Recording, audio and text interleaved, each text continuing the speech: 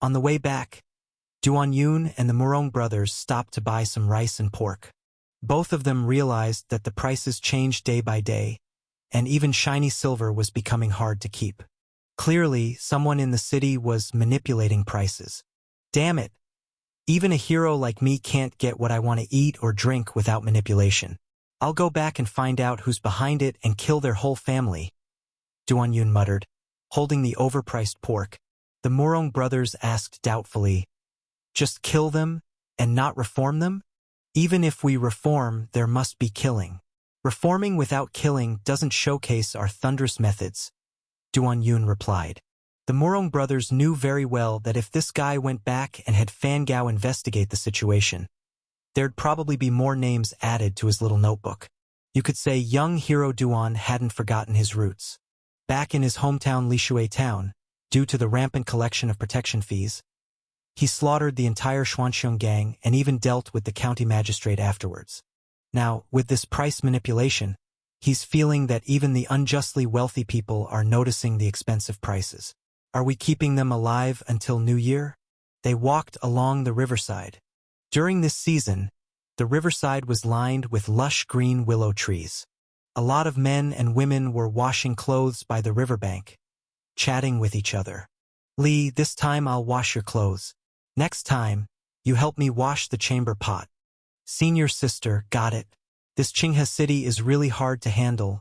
Even hiring servants is ridiculously expensive.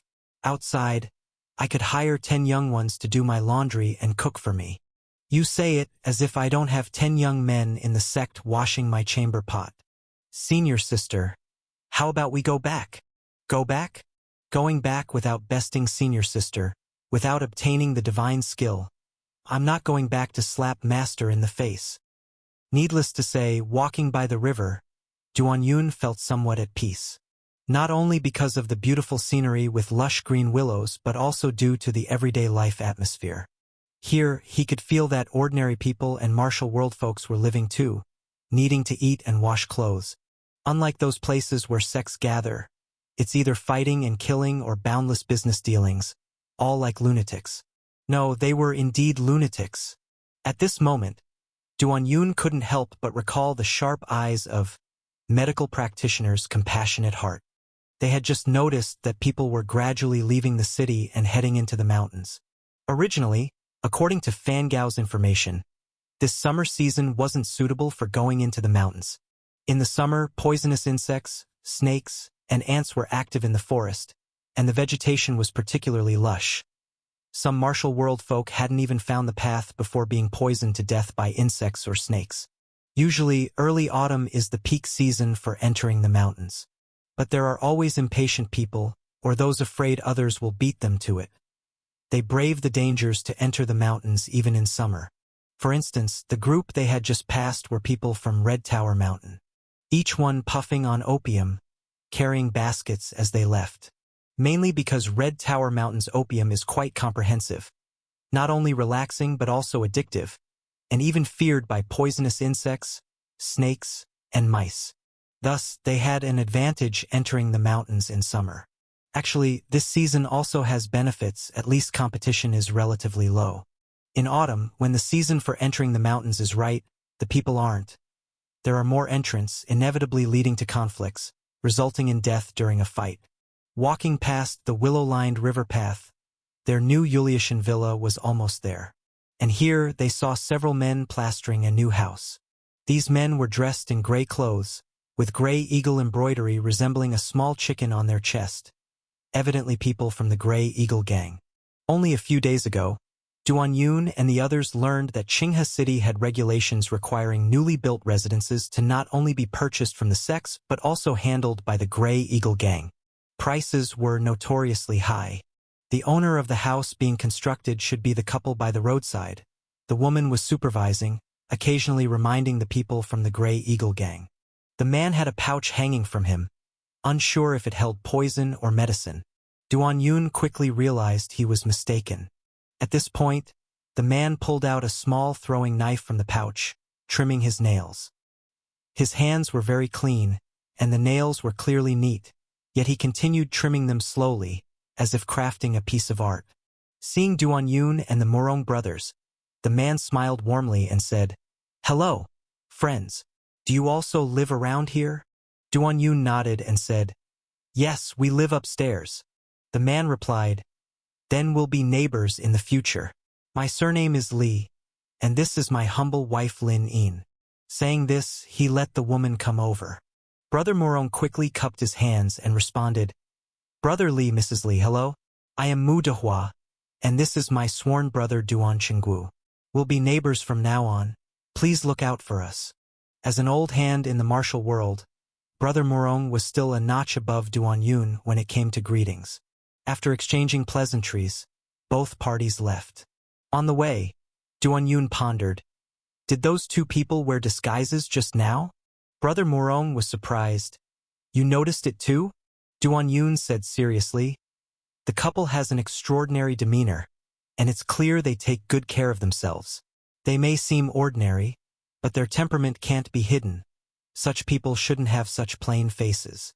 Brother Morong looked at Duan Yun again. He noticed they were disguised from a professional standpoint because he specifically consulted Feng Linger, who said that if a human skin mask is worn for a while, there'll be tiny wrinkles at the neck when speaking.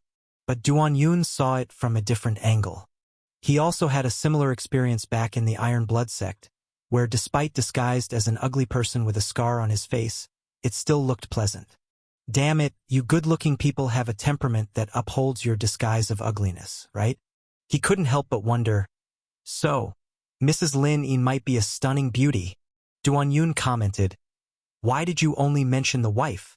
Do you have an interest in the husband?" As they were talking, they arrived. At this moment, they found someone had come to the house. 4 men in gray stood there. Opposite them were Fan Gao and Panda Dabai. From Dabai's standing and fist-grasping posture, they didn't look like guests. "What's going on?" Duan Yun asked. Fan Gao, seeing Duan Yun and Brother Morong return, couldn't help but breathe a sigh of relief and said, "These are from the Grey Eagle Gang." Miss Feng said she wanted to brush the walls herself, but these folks. At this point, one of the Grey Eagle Gang members spoke up. "There's a rule in Qinghe City. All plastering and house repairs must be done by us, the Grey Eagle Gang." Duan Yun was surprised. "We aren't building a new house, just doing some renovations. Renovations also have to be done by us," the Grey Eagle Gang disciple said. "How much will that be?" Duan Yun asked. "It depends on how much you want to renovate and to what extent depends on our schedule.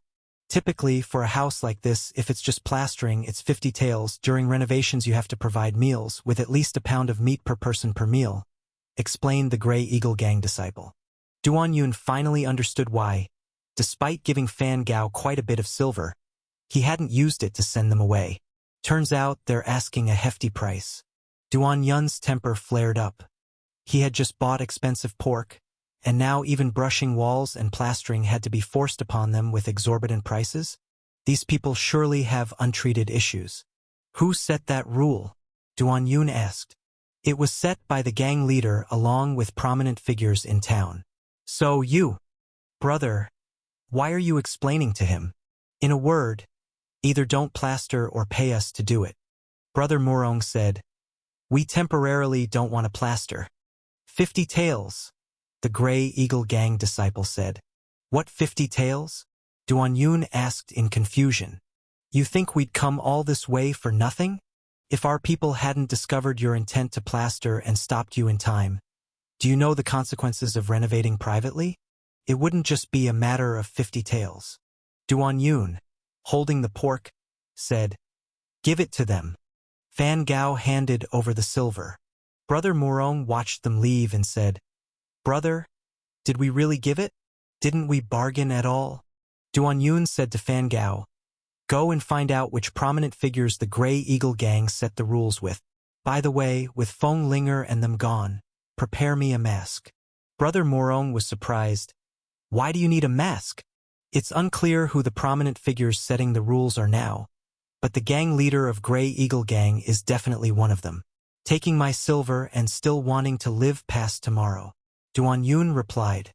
Brother Morong and Fan Gao simultaneously sucked in a breath of cold air. Duan Yun was furious about the unfair charges by the Grey Eagle gang. He absolutely despised unreasonable fees, and the extent of the Grey Eagle gang's unreasonableness was beyond belief. Even painting his own house required their permission, and he had to pay them silver based on their whims, under the guise of constructing according to rules. It's essentially robbing your silver while dressing it up as one of their managed designs. Disgusting. It's so damn disgusting. Duan Yun originally intended to immediately go and kill that idiot gang leader, but then he thought about the fact that it was almost time to eat. So let's eat first. After eating, he could take the opportunity to digest. While eating, Shining and Feng Linger, who had gone out shopping, returned. Hearing about the earlier incident with the Grey Eagle gang, Feng Linger exclaimed, "You really gave it to them? This extortion is shameless. I can't even paint my house pink without their say-so, and they still have to manage it? This kind of evil demon deserves to have his whole family killed." Feng Linger cursed. Then she noticed the slightly surprised expression on Brother Morong's face and couldn't help but ridicule. "What? Shouldn't someone like that have their whole family killed?" Brother Morong coughed and said, "After dinner, young hero Duan will go." "Go?" Feng Linger paused, realized and said, "Really? So urgent?" Duan Yun said seriously, "That silver is mine. I'm just going to kill him to get an explanation." Feng Linger pondered for a moment and said, "With such a chivalrous heart, even if you're not the most powerful among us, you should be the leader of our heroes." She had indeed thought of exterminating the whole family, but translating that thought into action would take time, needing several days to stew over it. But Duan Yun made decisions swiftly. If they took his silver this afternoon, he wouldn't let them see the sunrise the next morning. This decisiveness. "Since you're back later, give me a disguise. Heroic killings are one thing, heroic changes are another. If I get famous for killing, it won't be easy to change my ways," Duan Yun analyzed. Feng Linger's group quietly muttered, "You still know your infamous reputation and don't dare to expose it easily, huh?" Yes, if Duan Yun and his group of heroes were exposed, it would certainly cause a stir here, possibly scaring away a bunch of people. At that time, trying to blend into large and small sects, having them unknowingly complete the heroic change willingly would not be possible. So being a young hero is tough, not just killing and changing but also keeping a low profile. Duan Yun ate quite a bit this meal, because during the meal he had figured it out. Judging from the attitudes of those Grey Eagle gang disciples, this sect often bullied people, extracting marrow to eat meat. Tonight, he wouldn't just kill the gang leader. He would do as he did with the Xuanxiong gang, slaying from top to bottom until they dared not meddle in others' renovations and charge unreasonable fees. The Grey Eagle gang was much larger than the Xuanxiong gang, and to kill up and down would be quite exhausting. Naturally, Duan Yun needed to eat his fill. Thinking about once again acting for heaven, eliminating unreasonable fees, gave him a bubbling excitement. Some things, no matter how many times you do them, always thrill. You can only say that a young hero acts without forgetting their roots. After the meal, Feng Linger began working on Duan Yun's human skin mask. As she meticulously touched his face with her slender fingers, she asked, "What kind of disguise do you want?" Duan Yun replied, "Make it look kind and knowledgeable in medicine." Seeing her touch so enthusiastically, Shuning suspected she was taking advantage of work to cop a feel, wanted to complain but couldn't find evidence, and instead punched the wooden post at the door twice. The post splintering made Big White next to it roll over several times in fright. Duan Yun exclaimed, "What's wrong?" Feng Linger placed her hand on his face, saying, "Don't move. What else could it be? Just a bit of a temper. Women have a few days like this each month, though some women have a few more days than others." Shining clenched her fists and said, "Feng Linger, don't come to my room to sleep tonight." She knew Feng Linger was afraid of ghosts. Feng Linger, unconcerned, said, "Fine. I'll sleep in Duan Yun's room. Anyway, he's off to kill. Won't be back anytime soon. Big White can guard the door for me." "You old lady. Have you no shame?" When Duan Yun left, the two women were still quarreling, giving him a headache. This time, he didn't even bring Brother Morong along. Because he needed to keep things low-key, he needed to assassinate. Standing on the riverside of the Qinghe, Duan Yun couldn't help but take a deep breath. This Qinghe city, after nightfall, still had plenty of places alight. No need to guess, those places were likely associated with drinking, gambling, and debauchery. The riverbank, during the day crowded with people washing clothes and fetching water, now appeared quite deserted. Only the dim yellow lights from the riverside houses illuminated the banks slightly. The river was like that, no matter how many clothes, pots, or night jars you wash here, after some time it would return to being clean. Even in the dim night, Duan Yun could see the water was crystal clear. Perhaps when he returns later, he might need to wash himself here too. Estimating the direction, Duan Yun headed east of the city. As soon as he arrived in Qinghe City, he knew where the Grey Eagle gang was located. You could say this gang truly made money, possibly showing off their house-building skills with a tall Grey Eagle wooden sculpture at the entrance. Because the Grey Eagle gang was engaged in construction, making tiles, and roofing, it was a labor-intensive business much larger in scale than the Iron Blood sect. Duan Yun circled around and found the defense quite tight. There were people specifically guarding the walls. He used his movement technique to sneak in some distance, noticing that the security got tighter the further inside he went. It was evident that they were afraid of someone getting envious and wanting to kill them for their monopoly business. Knowing it was an assassination, Duan Yun realized it was time to test his skill level. He couldn't help but take out his family's heirloom medicine box and put on a mask over his disguised face. As expected, before reaching the gate, he was stopped by an old man. This old man had hands full of calluses, smelling of lime, clearly a good plasterer. "What are you doing here? We don't take jobs at night," the old man said cautiously. Duan Yun took off the mask, saying seriously, "Your gang leader sent me to check on him." He stood there with a calm expression, his mustache matching his eyebrows, really looking like an experienced doctor. In Feng Linger's words, this "for eyebrows" look would give people a sense of specialization. The old man suddenly showed respect, saying, "Follow me." Duan Yun followed the old man inside. He had to admit, having experience in such matters was good. Last time, he blended into the Xuanxiong gang this way too. Old man Wang easily believed Duan Yun because, as a veteran in the gang, he knew the gang leader was ill. The Grey Eagle gang monopolized the construction business in Qinghe City, made big money, and drew the envy of many. Though the big money reached people like them, it wasn't much, but thinking about the gang still making it, the gang growing stronger, old man Wang felt proud from the bottom of his heart. After all, if the gang leader made money, and the gang grew stronger, people like them had face outside, taking less wasn't a big deal.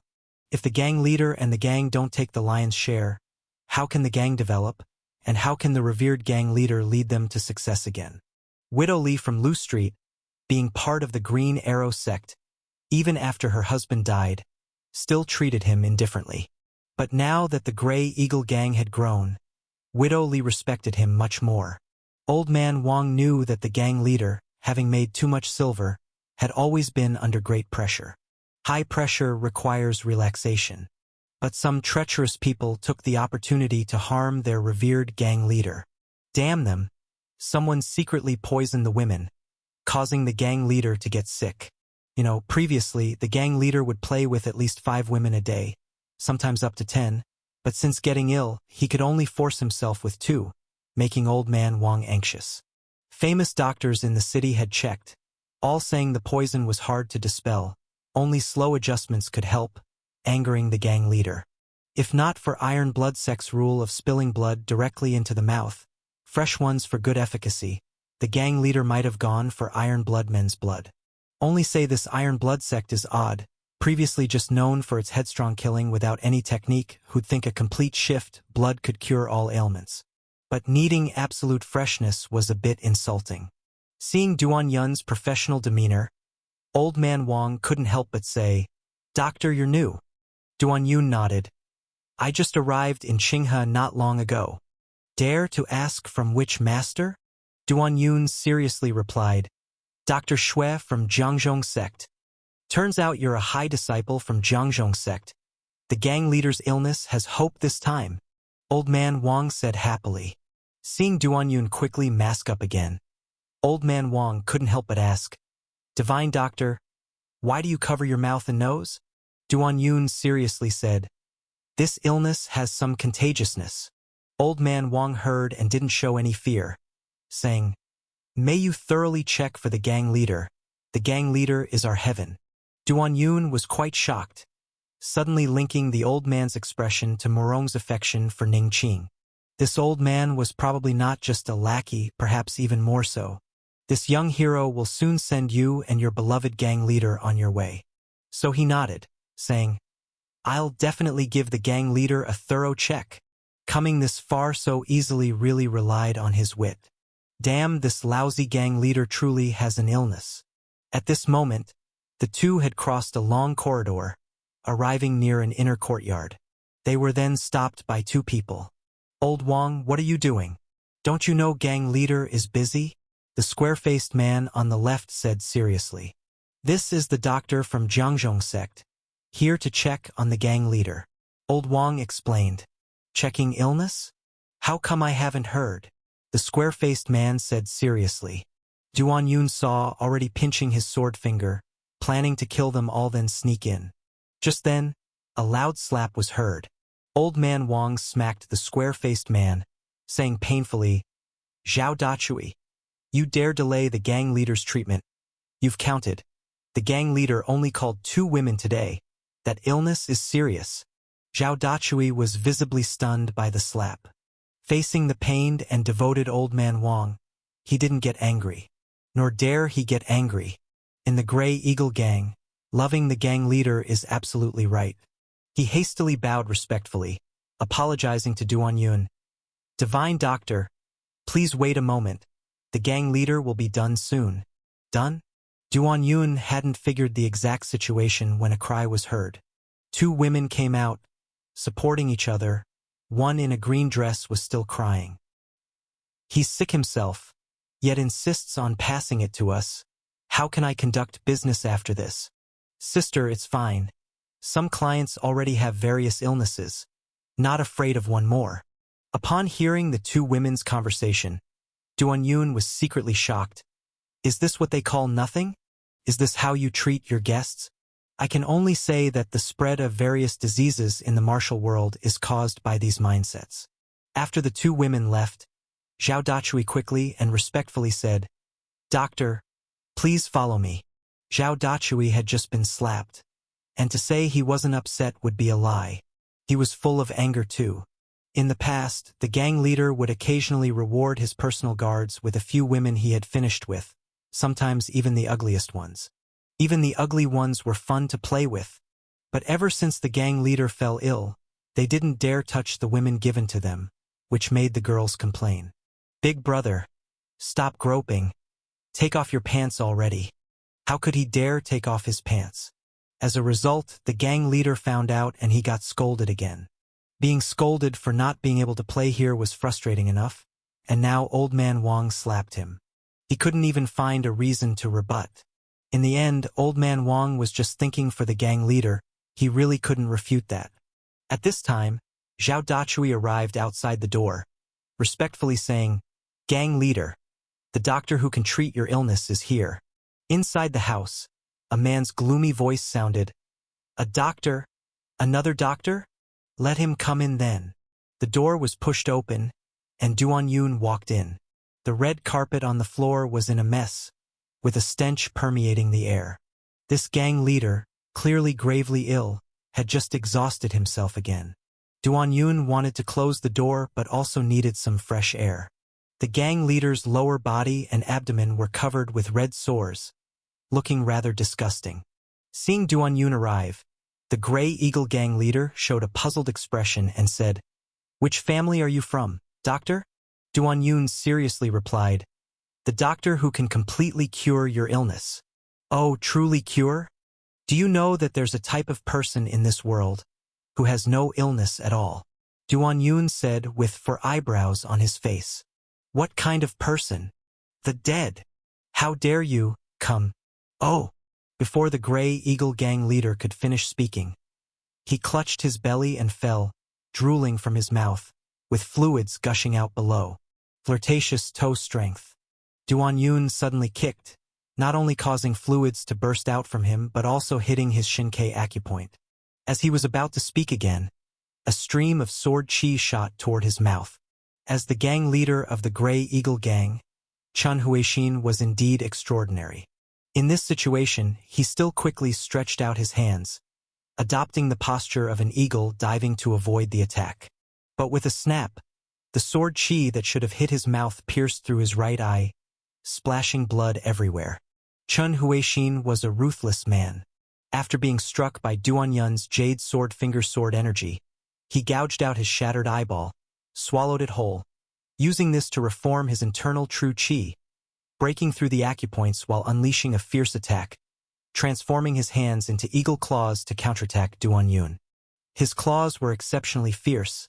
The gray eagle claw chi force surged, making the surrounding air flow like water. Yet Duan Yun continued to unleash his sword fingers relentlessly, without blinking an eye. And when Chan Huixin's claws were merely a foot away from Duan Yun, his body had already become riddled with bloody holes, finally succumbing, collapsing with a thud to the ground. Duan Yun had to admit this guy was tough, only falling after being hit by 93 sword chi fingers. Lying in the pool of blood, Chun Huixin bubbled blood from his mouth and said, Why? Duan Yun, with a serene expression, said, Your charges are unreasonable. Chun Huixin showed a dumbfounded expression. When you paint your house, you insist on taking over, charging 50 taels just for dusting, including meals, and in the end, doing nothing but still collecting 50 taels as a door fee. Duan Yun listed item by item. That's it, Chun Huixin said with a pained face. Together with big figures in the city, they monopolized the construction business, and having them do the maintenance and door charging was the most basic rule and income. It was the same everywhere. How was this unreasonable? Upon hearing this, Duan Yun said, That's it? You have more unreasonable practices? Damn it! With that, he gave him another flirtatious finger strength. Now, Chun Huixin, full of bloody holes, wasn't fit for excitement, but with this finger strength, another torrent burst forth. And then he died. Died amidst the gushing blood and urine. Died with eyes wide open. At this time, Old Man Wang heard the commotion and rushed in. Seeing this scene, he felt like the sky had fallen, collapsing to his knees with a thud. What are you doing? Old Man Wang trembled as he spoke.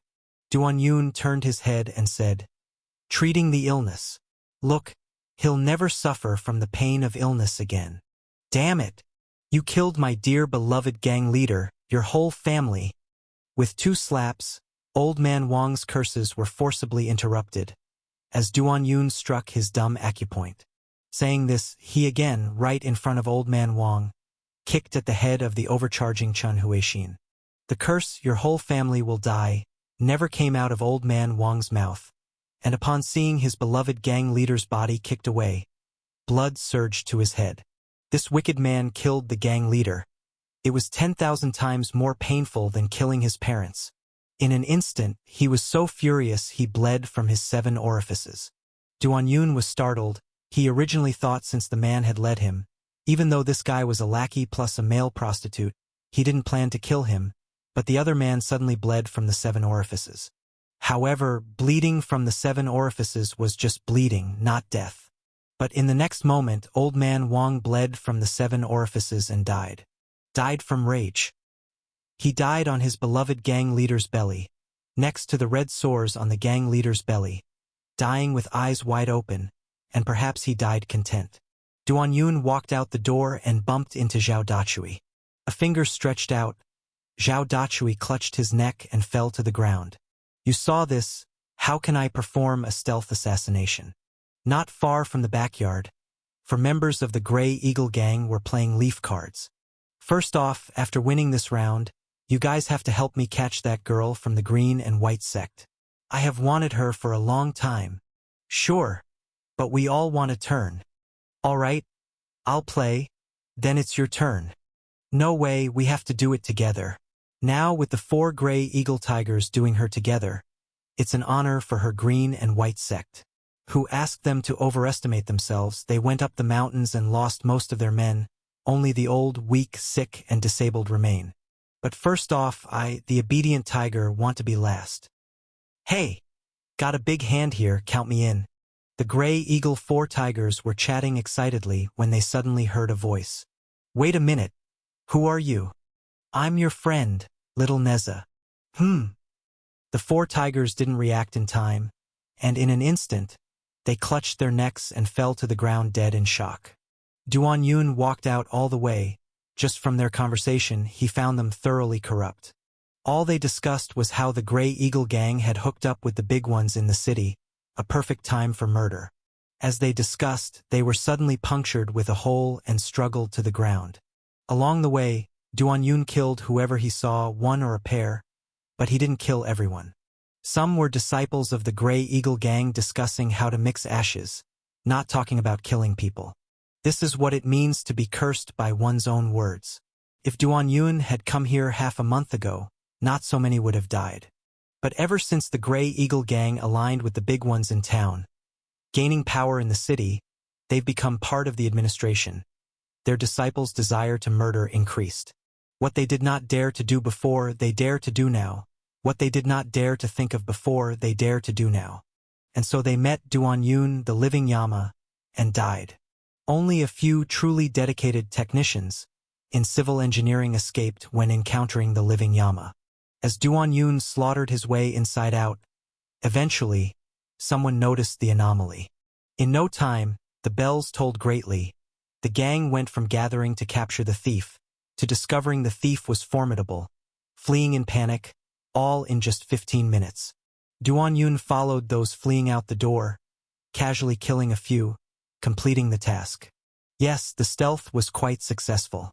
Half of the Grey Eagle gang was slaughtered, and currently, there are no living witnesses. In the coming days, even if they wanted to paint walls, the Grey Eagle gang wouldn't have manpower to forcibly take jobs. If they dared to forcibly take high-priced jobs, young hero Duan would kill the rest. Indeed, this way they can paint the walls however they like. At this moment, Duan Yun suddenly remembered something. He returned to the crime scene, and after searching through the bodies of the Grey Eagle gang members, he was satisfied to find 550 taels. They took 50 taels from me, charging only 500 taels in interest for an afternoon. Isn't that reasonable? Duan Yun quickly disappeared into the night, while Qinghe City became lively. He heard quite a few sounds of clothes tearing through the air towards this place. Clearly masters. One flew past him, evidently heading towards the Grey Eagle gang. Clearly, the Grey Eagle gang incident alarmed the big figures in the city. Duan Yun looked up and sent a sword chi towards the master not far overhead.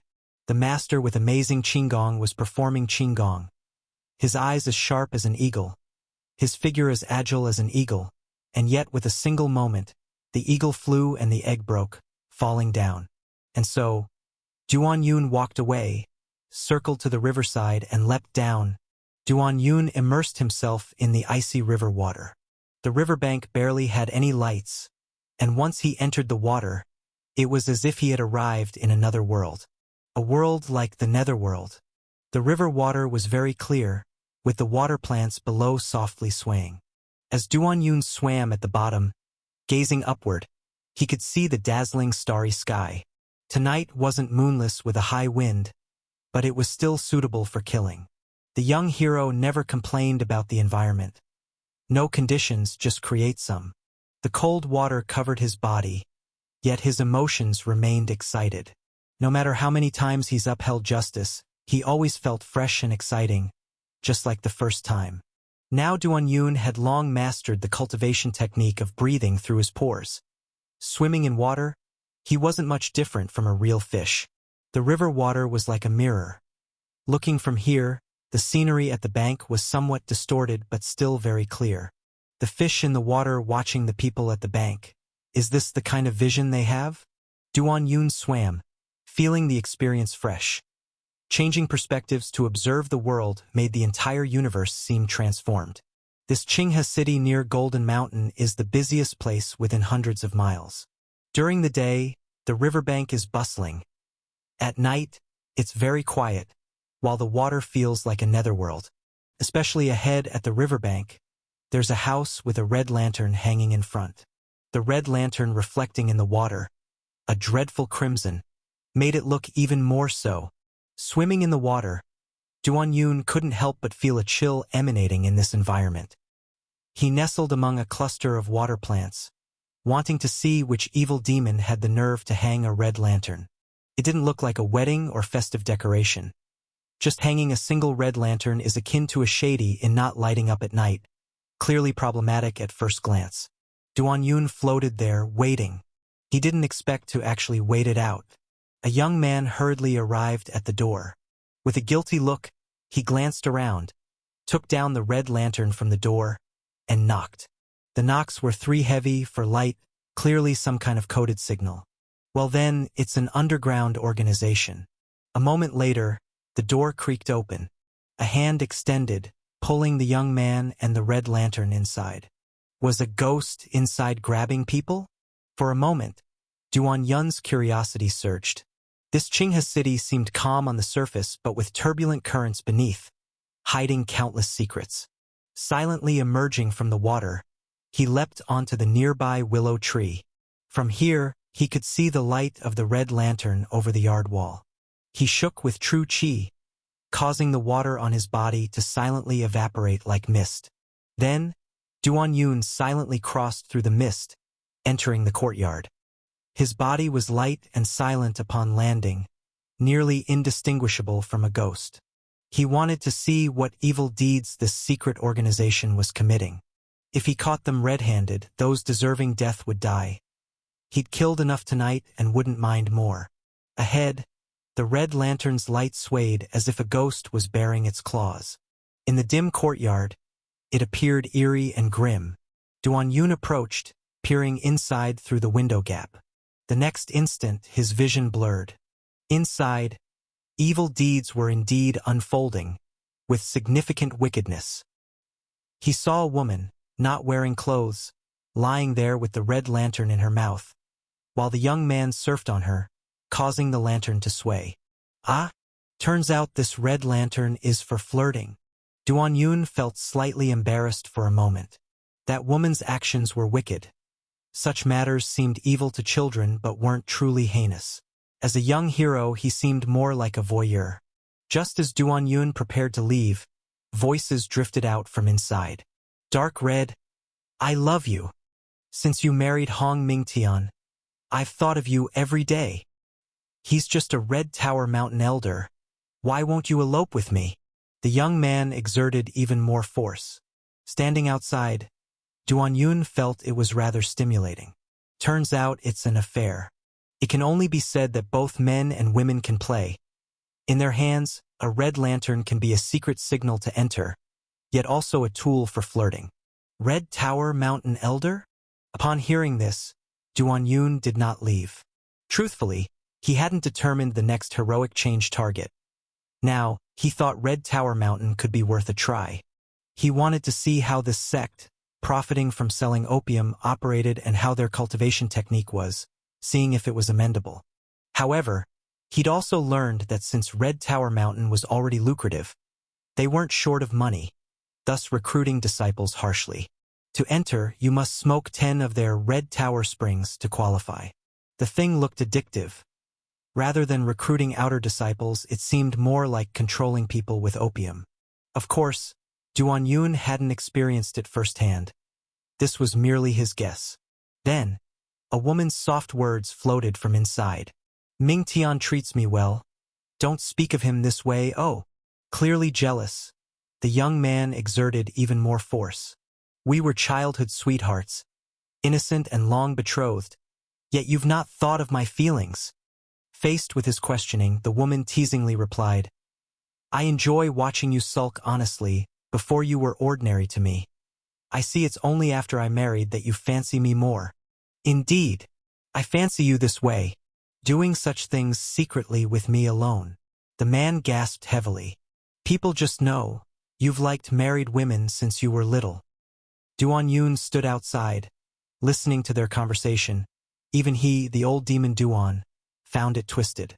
But he didn't leave. It wasn't that he wanted to watch the show, but he encountered an opportunity. At this time, the young man was clearly worn out, panting as he got off the woman, and the red lantern no longer swayed. "You better leave, I'm going soon. Ming Tian is busy, but sometimes he comes looking for me." The woman's voice sounded quietly. The young man grumbled, "They say men are heartless once the need is gone, but I think you're worse. Yeah, I'm going back to my husband, and you, for quite a while, can only watch." "Damn. I see Red Tower Mountain has been busy lately. They're going into the mountain, aren't they? Golden Mountain is hard to return from once entered. Best if Hong Mingtian goes in and dies. That way I can come see you every day." "Annoying. I don't want to become a widow." After getting cozy for a while, the young man left. He didn't notice Duan Yun sticking to the eaves like a gecko. After the man left, the woman began to wash up and dress, as if she were trying to become dignified and virtuous again. However, while grooming, she held a pipe and puffed smoke, having that post-coital smoke feeling, better than being a living god. Just then, her door sounded again. 3 heavy knocks, for light ones. "So annoying, what now?" the woman complained while opening the door. A man squeezed in quickly, and she immediately embraced him, saying, "Why can't you be satisfied? I haven't eaten. How can I be satisfied?" The woman found the voice odd, couldn't help but be shocked, and in the next instant, her mouth was covered. Duan Yun looked at her, seriously said, "Madam, you don't want your affair to be known by your husband Ming Tian, right?" The woman opened her frightened big eyes, didn't struggle, just nodded. Duan Yun released his hand. The woman looked at him, fearfully asked, "What do you want?" You want me, don't you?" "I promise you." "Duan Yun, I know, a man like you must covet my beauty and body. I've just cleaned up, if you want to play tricks. I have clothes and ropes prepared to serve my husband later." While speaking, she began to change into a nearly transparent red gauze dress and took out red ropes. Duan Yun hastily said, "Stop!" The woman looked at him, said, "Hurry up. I can let you play a little longer, or my husband will come looking for me." Duan Yun looked pained, said, "Madam, do you not know you're sick?" The woman lowered her head, looked at her prominent chest, said, "If being beautiful and tempting is a sickness, I guess I'm sick, quite sick." Hearing this, Duan Yun couldn't help but want to stab her with a sword, but thinking of his plan, he patiently said, "Is your period irregular? Often feel inexplicable annoyance and itch, sometimes the more you wash the itchier?" The woman looked at him, said, "I know. It's Qinglu disease that all women have, it's okay." Duan Yun grumbled, "Not okay at all. This thing is contagious." "I know what's contagious. When it itches, just smoke a bit. It won't itch, instead more pleasure.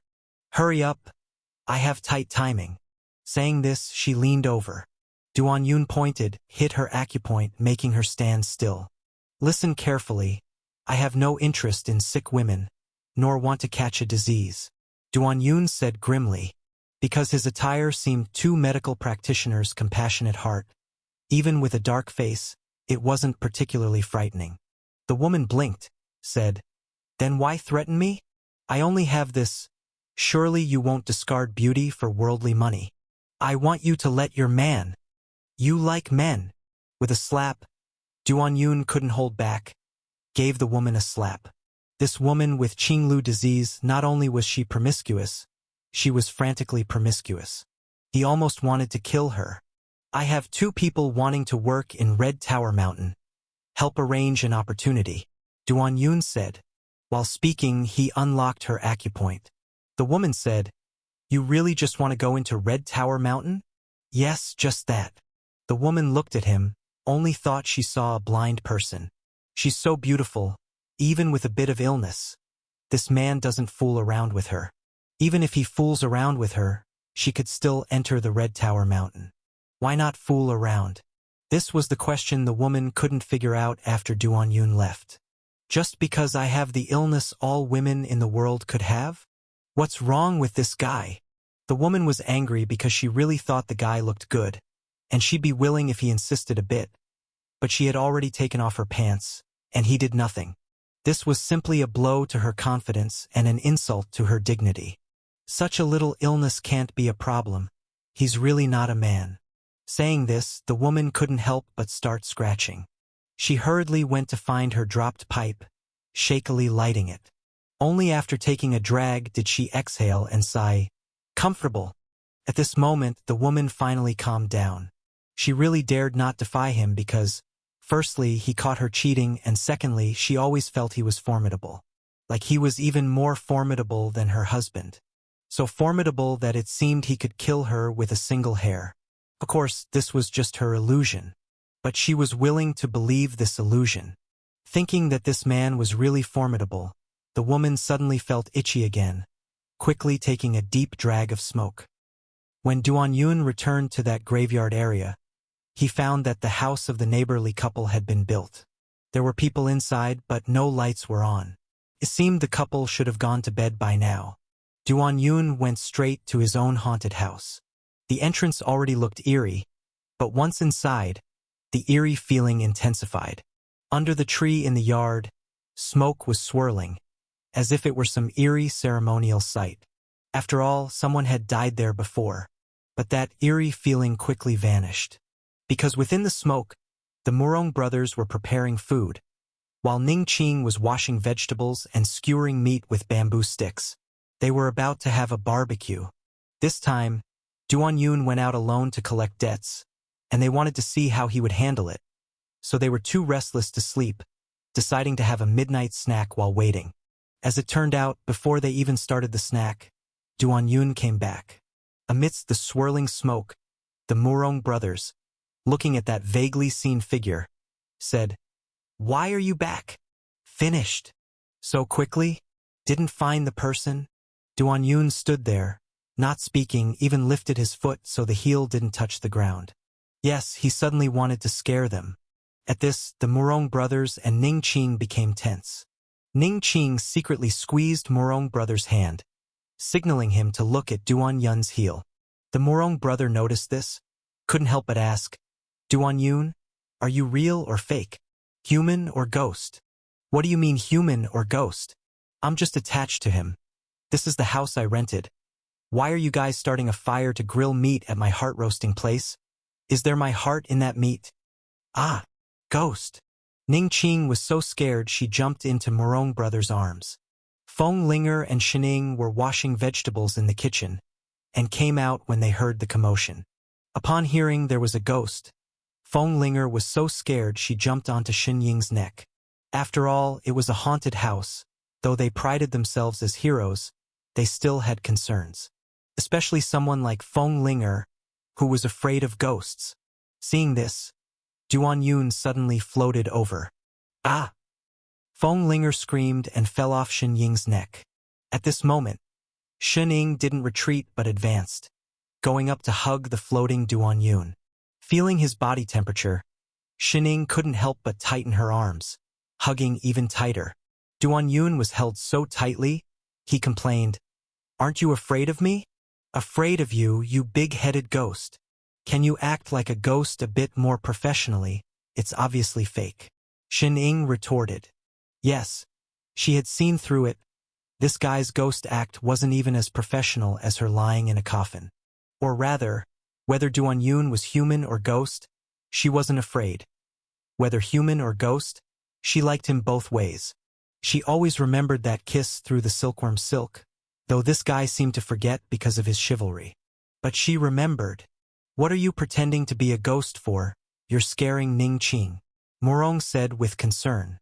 "Exactly," Feng Linger echoed. "The point is to scare people, and even Xin Ying's assistant got a break. What kind of thing is this?" After Duan Yun returned, he used the heroic fire lotus, and the pile that was smoking without flame finally ignited. The group started grilling under the night sky. The fire had not been strong because the pine wood they used from the courtyard was damp. This haunted house really has the specs of a haunted house. For instance, no matter how hot it is outside during the summer, you always feel a chill once you enter. In the backyard, the moss by the well always reappears just days after Brother Murong cleans up thoroughly using cow and horse skills. Also, these woods, even without much rain lately, are moist. This expensive pork combined with the smoldering pine wood adds a unique smoky flavor. At this point, everyone naturally questioned Duan Yun about the killing. Duan Yun briefly described the process, and Murong reacted to him taking the enemy general's head while disguised as a doctor. Seriously speaking, he couldn't resist. Next time something like this happens, let me do it. Ziyu has been collecting stories about Golden Mountain, and she doesn't talk much. Or rather, she is observing everything as a bystander to write a book, so she doesn't talk much. Now, she couldn't help but quip, "You? You think you can look like a doctor?" Murong puffed out his chest and retorted, "Don't I look like a doctor?" Seeing Shening, Feng Linger, and even his beloved Ning Qing showing skeptical expressions. Brother Murong's proud chest slowly deflated, shrinking as if from a buxom lady to a frail old woman. Yet he said, "Isn't Feng Linger here? I'm sure I can use disguise and become a doctor." Feng Linger showed a troubled expression. "There are limits to disguise skills. Your aura is really challenging." Murong opened his eyes wide. "Aura? What kind of aura? Can my aura possibly be that of a butcher?" The crowd showed reluctance to strike him down. Even Ning Qing could only comfort, "Don't compare yourself to Duan Yun. You have your unique strengths." "Such as?" Murong was not convinced and continued to probe. Ning Qing showed a pained expression, while Feng Linger helped her out. "You could disguise as a masseur, a professional masseur." "I'll disguise you. That'll certainly pass off." Ning Qing hurriedly agreed. "Yes, massaging also helps improve blood circulation, which can be considered a doctor." Duan Yun nodded. "From my professional experience, massage does count as medical treatment." Hearing this, Murong instantly became happy. Don't underestimate a bean bun. A masseur equals a doctor, meaning I am equal to old demon Duan. Afterwards, Duan Yun recounted the aftermath, slaughtering Grey Eagle Gang, sparing only those who diligently dusted the gang. The group listened while devouring grilled meat, feeling immensely satisfied. Just hearing about it feels great. Being a hero is just awesome. Brother Murong became increasingly determined to handle the next gang extermination. He's already fantasizing about giving the beautiful gang leader's wife a massage while heroically doing justice when free. Thinking of this, he couldn't help but smile creepily in the dark. Next day, Duan Yun went to the street to purchase paint and lime. Due to interference from the Grey Eagle Gang yesterday, the paint they previously bought was taken away, so they have to repurchase. He seriously suspects his previous purchase of paints attracted attention and led the opponent to chase him down. Just gotta say, Grey Eagle Gang is a real nuisance. If not them to be exterminated, then who? Duan Yun arrived at the street for paint and lime, only to find the news of Grey Eagle Gang's massacre had spread through the city. On the road, many people were discussing the incident. Who did this? Grey Eagle Gang is the glove of a major player in the city. Who dared do this? Who knows? It said many experts went last night, but couldn't find out anything. A master of the Tongyu realm from Four Tigers sect reportedly got hit in the crotch by a sword chi while on the way. Even his balls flew out. Damn, that's scary. Troubled times. Troubled times.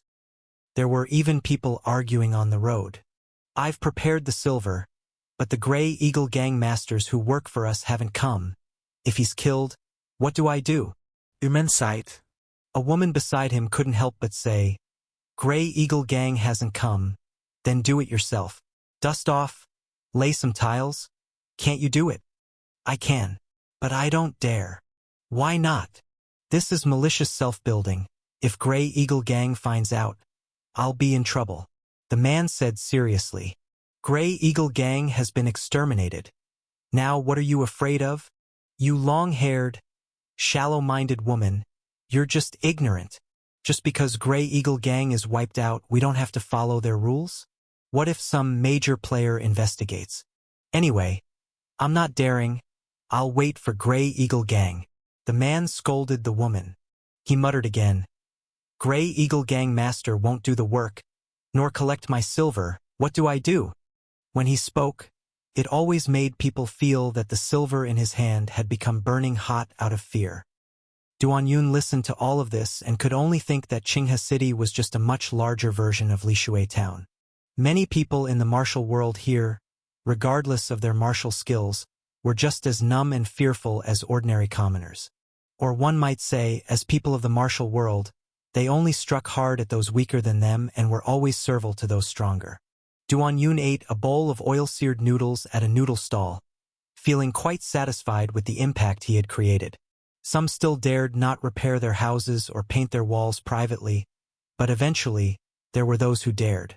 He took a sip of noodle soup, finding it immensely flavorful. This Qinghe City might not be much otherwise, but the variety of food was indeed abundant.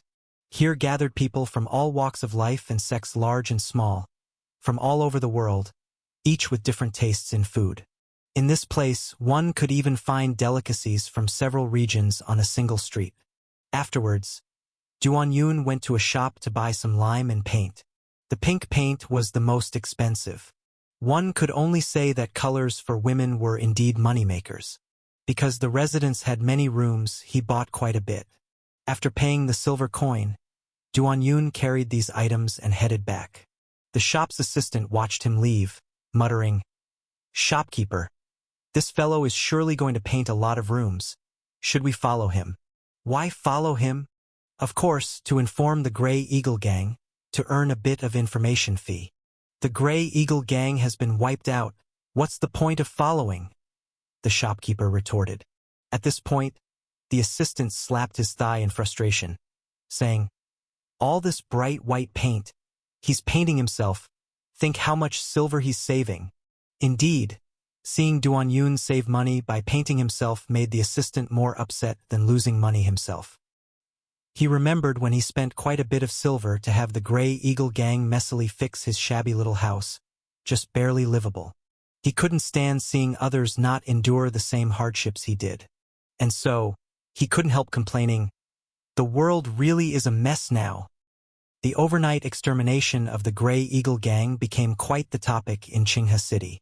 After all, this gang was closely tied to everyone's shelter in food, clothing, housing, and transportation. What impacted most was the city's 5 major forces.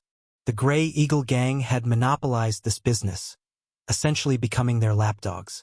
The proceeds split 3-7, with 70% going to them. Then suddenly, someone came out of nowhere and killed their dog. If he dared kill their dog, didn't that mean he dared kill them too, and could even assault their women? This kind of unstable threat made them both angry and worried. They deduced from the corpses that all the bodies were the work of one person. In other words, this person moved freely in and out of the Grey Eagle Gang, easily annihilating them. They weren't unaware of the Grey Eagle Gang's defensive lines. As monopolizing this business was quite profitable, many held grudges against them.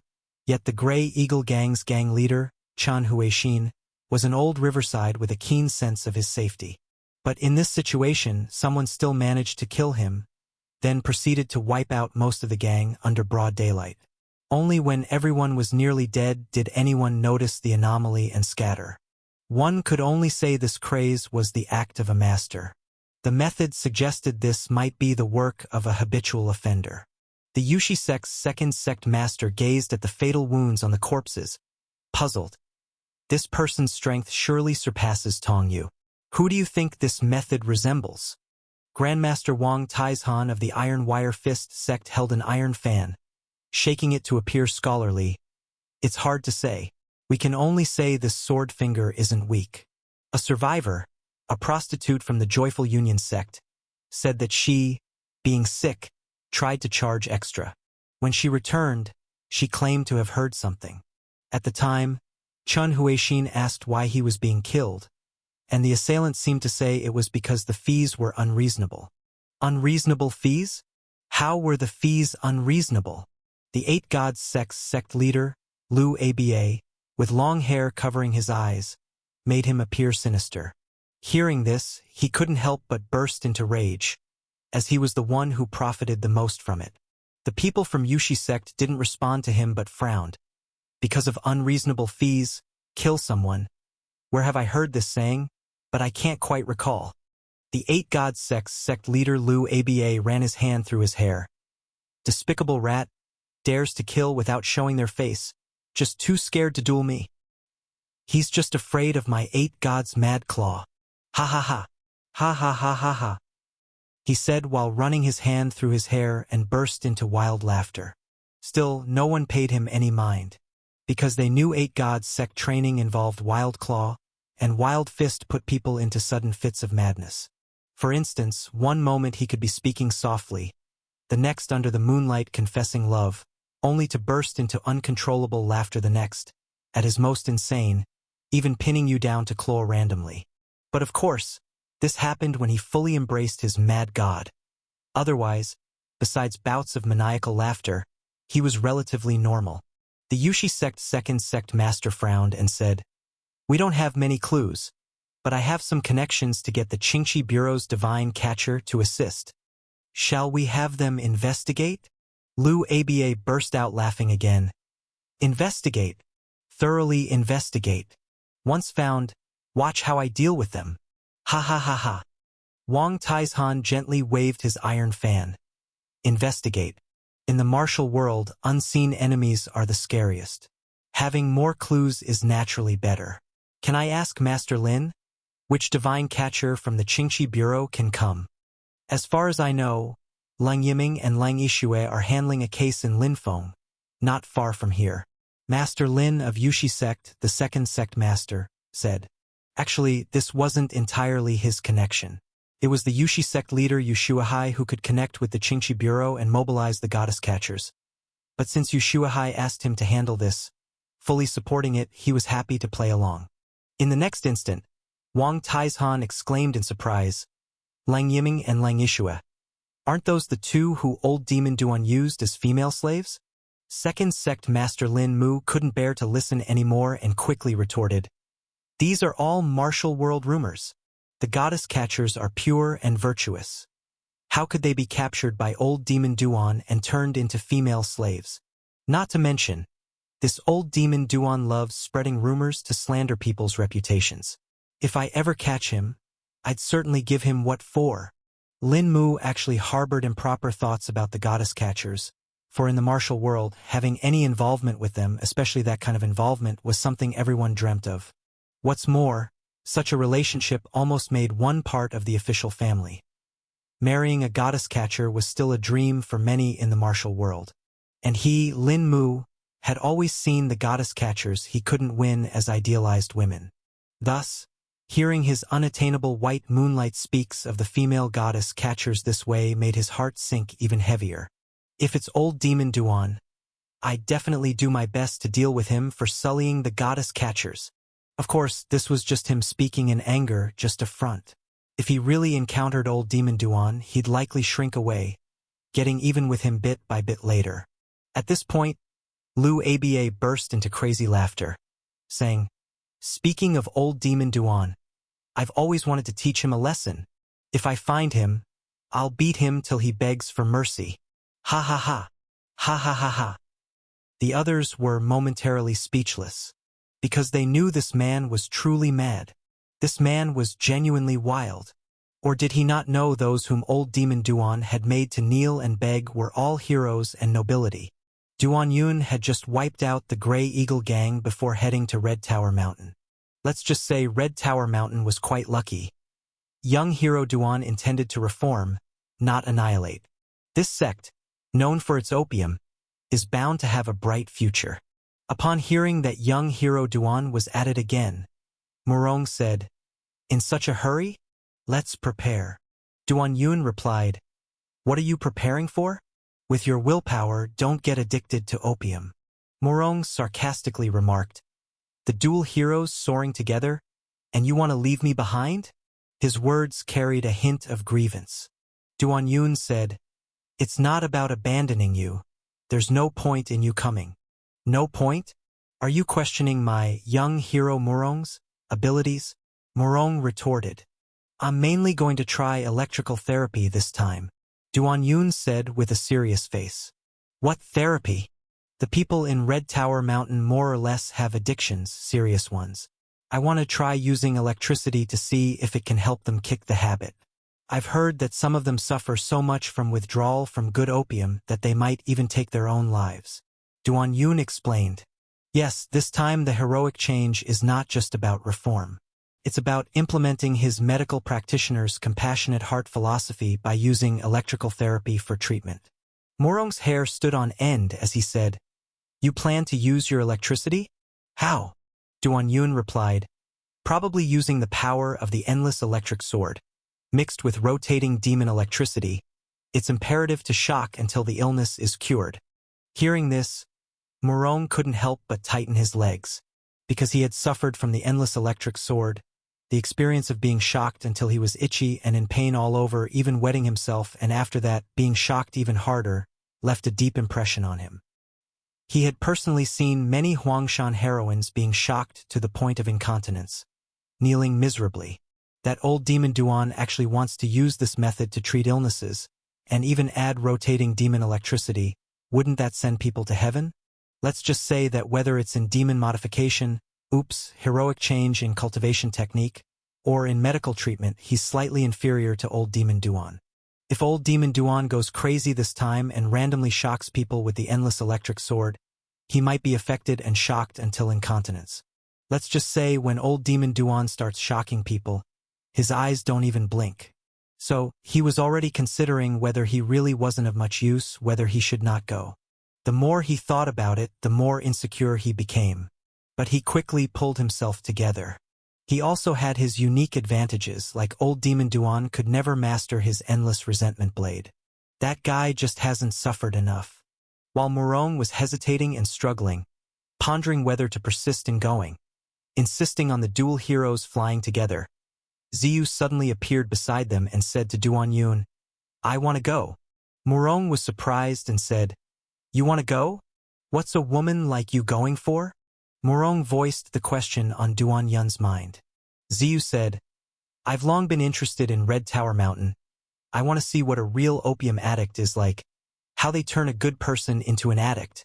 To write a book, both imagination and real experience are required.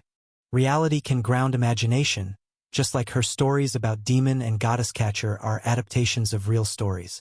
Let's just say if she were to write new stories of demon and goddess catcher, they would be better than before. Because she's been here for a while, living with real demons, the demons she writes would be more real and exciting. And she feels that, using old demon Duan as a prototype, she's sure to write even more compelling and exciting plots. But, how should I say it, old demon Duan and green blade demon, these two demons might have such heavy demonic natures, they somewhat exceed her understanding of demons. His behavior is truly demonic, like making heroines kneel, wetting the golden sword, even wetting his own face. Yet he loves to call himself a hero. But the strange thing is, he calls himself a hero, and somehow it does make some sense. So, he can be called a new species, both hero and demon. That could be called a hero-demon.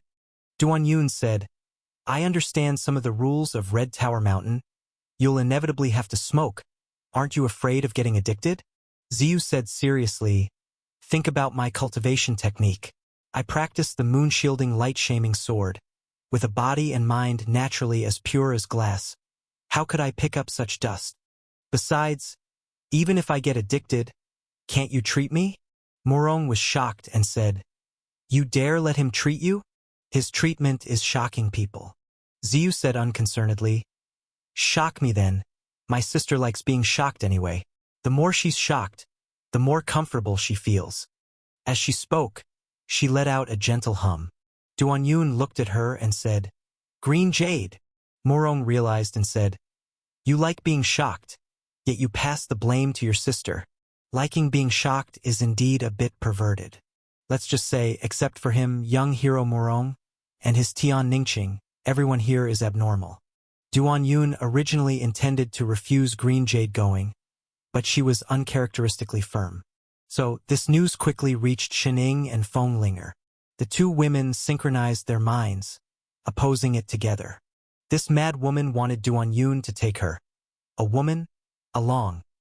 What's her intention? But Green Jade directly pointed out, "Rest assured, I won't steal your man. I'm just really interested in Red Tower Mountain. Seeing that the two women still didn't believe her, she raised her hand and said, I swear to heaven, if I intend to steal your man, may my whole body be covered in sores and drop dead. Indeed, her vow was made by Ziyu, and what does it have to do with green jade? Seeing her swearing so harshly, and with such a sincere look of curiosity for the sake of writing, Shen Ying and Feng Linger found it hard to argue back. You can't stop a writer's burning desire to gather material, can you? Shen Ying suggested. I want to go too. Duan Yun said, no, only 2 spots are available. That day he threatened the lady below, and she could only provide 2 spots. Otherwise, it would be hard to make up an excuse. After much argument, it was Ziyu who finally accompanied Duan Yun on this chivalrous deed. Since they had to join in the afternoon, Feng Linger reluctantly disguised the two of them. Duan Yun and Ziyu had to pretend to be siblings, and since both were handsome and beautiful, they fit the sibling image quite well. They just needed minor changes to not reveal their original appearances. Not like Brother Morong and his sisters who had noticeable differences.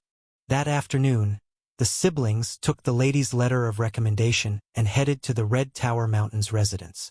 Walking through the city, they saw the bright red wooden tower from a distance. The symbol of Red Tower Mountain was quite striking. Before they entered, they could smell sweet smoke wafting from the entrance. Several people with pitch-black eyes and sickly appearances were there, enjoying the escaping smoke with expressions of bliss.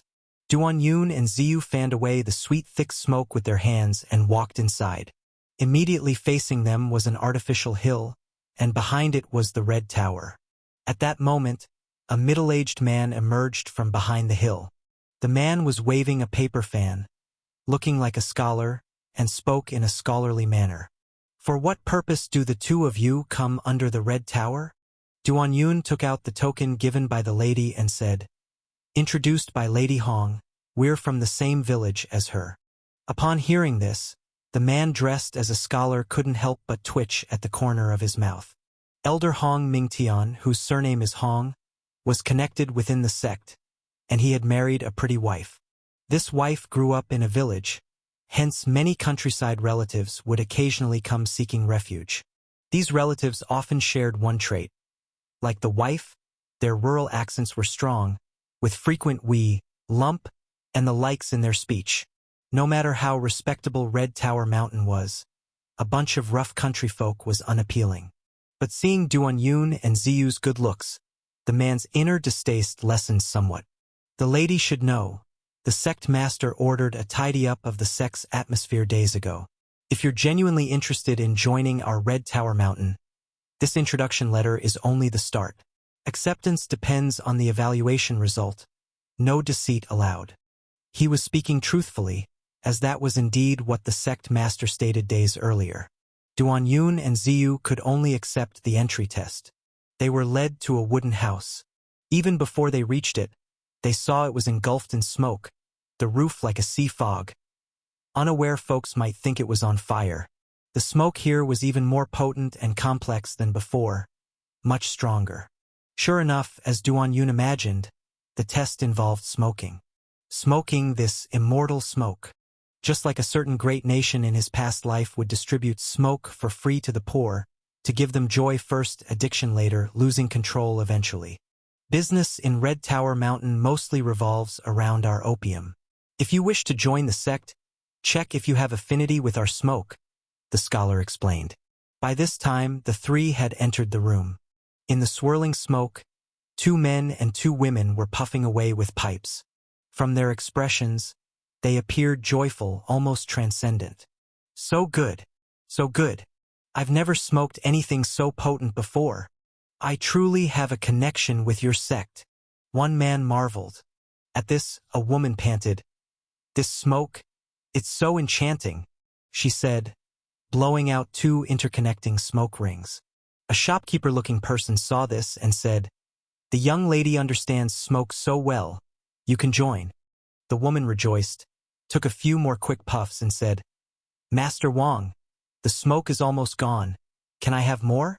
Master Wang shook his head and said, no more today.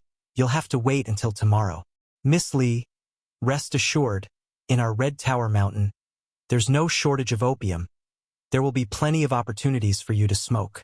Almost at the same time, another woman, seeing her companion had passed, grew anxious and took a big puff. In the next moment, she burst into severe coughing. The cough wouldn't stop, and shockingly, a crackling sound was heard as she coughed up blood. The shopkeeper-looking Master Wang showed displeasure and said, "It seems Miss Zhao has no fate with our sect. Please leave." No. "I can still smoke." "Really?" Cough, cough, cough. She coughed up blood while smoking, but was soon dragged out. Master Wang watched the scene, deep in thought. Actually, if Miss Zhao had slightly better performance, he would have accepted her as well. Because the sect was preparing to enter the mountains and was short of people. Short of smoke guns. So-called smoke guns were people who smoked continuously to repel toxic insects and ants. The smoke capable of driving away toxic creatures was naturally strong, almost a poison. Being a smoke gun could easily damage the lungs, causing incurable lung disease, and many disciples in the sect were quite resistant to this role. Thus, he had to recruit as many new disciples as possible. These disciples didn't know, but they were excellent cannon fodder. They might even smoke themselves to death on the way into the mountains, be buried on the spot, and perhaps even have some silver scraped off their corpses. It was a business guaranteed to be profitable. But being a smoke gun required some talent. Otherwise, they would fall quickly, affecting other smoke guns. So just now, Miss Zhao was eliminated mercilessly. Seeing Duan Yun and Ziyu, Master Wang beckoned, "You two can start too." With that, he took out 2 pipes, inserted tobacco, lit them, and let the 2 begin smoking. Ziyu wanted to get immersed in observing smokers for better writing, and now she could smoke herself, which was great. But the smoke was so strong that she choked on the first puff. But being a master, she quickly adjusted her inner breath and began to puff away. At first, her inhaling and exhaling movements were awkward, but soon became increasingly skillful, enthusiastically exhaling 7 or 8 interconnecting smoke rings, earning praise from Master Wang. Master Wang couldn't help but ask, "Have you been smoking a long time, young lady?" Ziyu shook her head and said, "In the village, my parents wouldn't let me smoke, said it was a waste of silver. Only now do I get the chance to try a puff. To be this good on the first try, that's what it means to be a natural-born smoke gun." Master Wang was quite satisfied, thinking this girl's future was promising. Indeed, as a smoke gun and expendable recruit, she'd probably last longer even if she smoked herself to death. Duan Yun was also quite surprised at Ziyu's talent. Honestly, he wasn't used to smoking this. The fragrance was overwhelming, almost cloying. He hadn't expected that with his rare cultivation genius, he'd smoke less naturally than Ziyu. He couldn't help but want to activate his extraordinary wisdom. But Duan Yun quickly adjusted his rhythm. His body could emit sword qi at any time. Expelling smoke from the mouth should be simple. Hence, Duan Yun adjusted his breath, using the method of releasing sword qi to puff smoke. Before long, Master Wang and the scholar who led them in were left in awe. The swirling smoke emitted from Duan Yun's mouth, forming the character V, then run, then an S shape, and then a B shape, more orderly than autumn geese. To avoid it appearing too fake, he specifically circulated the smoke in his lungs for a round. When Duan Yun exhaled SB, Master Wang couldn't help but exclaim, "Good, good, good."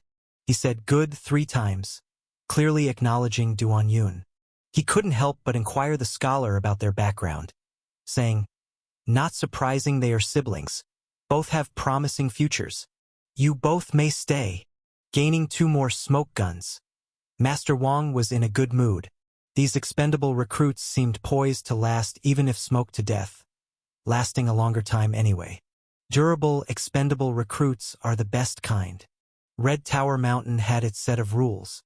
If they could survive as smoke guns without dying, they could genuinely join. In summary, to enter Red Tower Mountain, one must become a ghost before becoming a person. Duan Yun and Ziyu, because of their natural talent for smoking, smoothly became external disciples of the Iron Blood sect's Red Tower Mountain. It could even be said they were the most eye-catching external disciples. From Master Wang's gratified smile, it was clear that he valued these two siblings greatly. Actually, what Master Wang wanted to say was, "What a wonderful smoking pipe! What excellent materials!" The two siblings were momentarily impressed with each other's cloud-spewing talents. Especially Duan Yun, who could manage to inhale and exhale so well because of some clever tricks, while Ziyu was truly a natural smoke peep. Perhaps due to how highly they were regarded, and because Red Tower Mountain indeed had money, Duan Yun and Ziyu were arranged in a courtyard with 4 rooms. This courtyard was fully equipped, and a scenic area was specifically created in the courtyard, full of blooming flowers and bamboo, quite pleasing to the eye. Is this the treatment an external disciple receives? Compared to the Iron Blood sect, it's like heaven and earth. He couldn't help but feel, no wonder that girl before was willing to cough up blood to get in here. Duan Yun and Ziyu living in such an elegant little courtyard was definitely not an exception. The 2 men and 1 woman who entered the sect with them also lived not far away. One could only say Red Tower Mountain has money and land. These connected small courtyards, if outside, especially in Qinghe City, would definitely count as mini-villas, yet they were given to external disciples. Their dinner was quite commendable too, with 8 people at a table, 7 dishes, and 1 soup. Each dish was tasty and flavorful. Damned, is this the kind of life led by those constantly dealing with opium? Yet during dinner, Duan Yun and Ziyu noticed there weren't many external disciples, including themselves as new members. There were only about 10 people.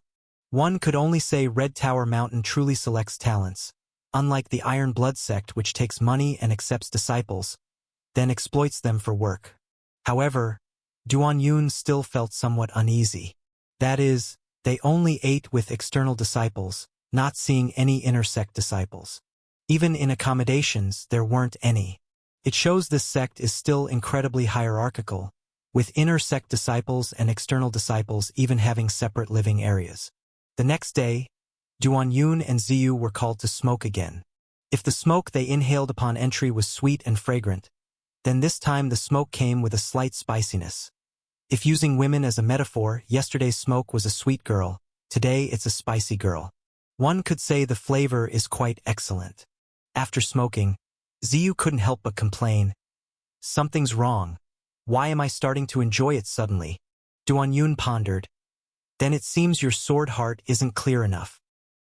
He said this with his mouth, but felt somewhat surprised in his heart, because his sword heart shouldn't be clear enough either. He surprisingly started enjoying it too, even after finishing smoking, wanted to have 2 more puffs. This thing is truly amazing, even able to tempt a young hero like me. 3 days, one could only say, Red Tower Mountain smoke had something special. On the 3rd day, when Duan Yun was using the toilet, he had the thought that smoking during this time could be a good choice too. This thought, when he focused his mind, was suppressed and dissipated. But that's him. If left to an average person, wouldn't they be uneasy like ants crawling? For instance, Ziyu now tells him she's thirsty and feels uneasy without smoking a bit. Duan Yun looked at her and said, "If you're thirsty, drink more hot water." Ziyu ignored him and started utilizing the moon-shielding light-shaming sword mind technique. Her sharp senses have already detected that being external disciples these past few days, living a good life, was to make them addicted to opium. This city hosts numerous smokers large and small, probably addicted the same way, because they had already heard that many opium dens would distribute smoking leaves, claiming they don't need silver. But once someone's hooked, even if you have silver, you have no control over it. Just when Duan Yun and Ziyu realized the opium was meant to addict people, Master Wang appeared again, bringing them Red Tower Mountain's cultivation techniques. All of you must have tasted our sect's various opium these past few days, and are aware of its quality. But as a senior, I must tell you, smoking within Red Tower Mountain is merely an auxiliary, an aid to your cultivation. The purpose of smoking while cultivating is for cultivation itself. You mustn't neglect cultivation because of smoking. You will be our Red Tower Mountain's elite in the future. So hurry up and start cultivating. Upon hearing Master Wang's statement, Duan Yun surprisingly felt it was quite positive. Could it be this fellow isn't planning to cultivate them into smokers to have control? Next, Master Wang began teaching them, a group of external disciples, the Red Tower swallowing and exhaling method. The so-called Red Tower swallowing and exhaling method requires not just mastering the rhythm of inhaling and exhaling, but also visualizing oneself as a red tower that exhales smoke. In the beginning, it's somewhat difficult, hence, we need red smoke as an aid. As he spoke, he handed each person a smoking pipe. Thus, within the courtyard, nearly 20 external disciples started practicing the swallowing and exhaling technique. This smoke was specially concocted, and the smoke that was exhaled was red, aiding cultivators in visualizing themselves as the Red Tower. Being Master Wang's two most valued smoking pipes, Duanyun and Ziyu didn't disappoint him. Though both tried hard to appear ordinary, they were still two of the best performers within the group. No choice, these exceptionally rare cultivation talents found it difficult to appear ordinary in this aspect, especially the visualization and breathing techniques, with Duanyun excelling in them. Yet he tried his best to hide his abilities, because during the process of inhaling and exhaling, Duanyun already found there's indeed something to this swallowing and exhaling method. The Red Tower Mountain's breathing technique and the art of smoking are said to complement each other. It may seem like you enjoy puffing clouds of smoke, but in reality, you are cultivating your inner breath. Due to the habit of smoking, the disciples trained on Red Tower Mountain generally have a longer inner breath. This swallowing and exhaling technique, although visualized as a red tower, carries a weighty momentum of a mountain. Red Tower Mountain, truly the tower and the mountain are inseparable. Just by looking at this cultivation technique they teach, Red Tower Mountain is already much more generous than the Iron Blood sect. It truly is a practical cultivation technique. Now, smoking red smoke is just an aid. When you reach a certain level, even without a pipe, without red smoke to inhale, you can still exhale like an arrow. By then, you will have definitely advanced in the martial world, Master Wang explained. Upon hearing this, a group of outer sect disciples became very excited and began to train diligently. In their minds, Red Tower Mountain is truly a celestial place, not only providing good living and food, but also the chance to practice cultivation while smoking. Duanyun knew that Master Wang wasn't lying, because his extraordinary wisdom had already allowed him to grasp the essence of this cultivation technique. Now he could exhale like an arrow at any time, even shooting out a string of arrows. This chi arrow could even harm people. For a moment, Duanyun found it hard to judge this sect of Red Tower Mountain. This sect sells addictive smoke, which could be considered evil, yet it treats its own people quite well. When it comes to nurturing outer sect disciples, it's much more attentive than the Iron Blood sect. The key is that it also warns you not to indulge in smoking. Smoke is just an aid in cultivation, and it indeed seems that way now. Once you've mastered the Red Tower swallowing and exhaling method, you'll have half a foot in the inner sect. Then, when combined with the inner sect's Red Mountain Heart scripture, the good days will truly come, Master Wang said, showing his smoke-stained yellow teeth as he smiled. This was undoubtedly another pie in the sky, making the outer sect disciples exceptionally excited. If life as an outer sect disciple at Red Tower Mountain is already this good, wouldn't it be heaven as an inner sect disciple? Then, with a solemn expression, Master Wang said, "Actually, entering the inner sect isn't that hard. First, you must practice well. Once you've become proficient in the Red Tower swallowing and exhaling method, then you have a chance." Curious, Ziyu asked, "As long as we become proficient, we have a chance?" Of course, there's a chance. In the past, such opportunities weren't many, but now it's not a small one. Let me tell you a secret. Our sect has made an unexpected discovery at Golden Mountain. Soon, you'll have the chance to assist, which also counts as earning merit. At Red Tower Mountain, rewards and punishments are clear. Entering the inner sect as a reward is just the beginning. Even from the benefits of Golden Mountain, outer sect disciples get a share, though a smaller one. Hearing this, a number of outer sect disciples couldn't sit still and said, "Uncle Wang, what exactly are the requirements?" Master Wang shook his head, smiling and said, That depends on your effort and talent. From what I've observed, there are likely only 3 or 4 who can barely make it. In 3 days, I'll come back to see the results. With that, he left. After Master Wang left, Duan Yun and Ziyu planned to go for a meal. The swallowing and exhaling technique was not difficult for them. However, when they reached the dining hall, they suddenly found that among their outer sect peers who used to dine with them, only 3 or 4 were left. It was clear that the rest had been spurred by Master Wang's words, continuing to practice there, eager to seize this rare opportunity. Imagine how great Red Tower Mountain is. Who wouldn't want to seize the chance to achieve merit, enter the inner sect, become elite, get dividends, and, for the more ambitious, even think about marrying the sect leader's daughter and playing with her in many ways.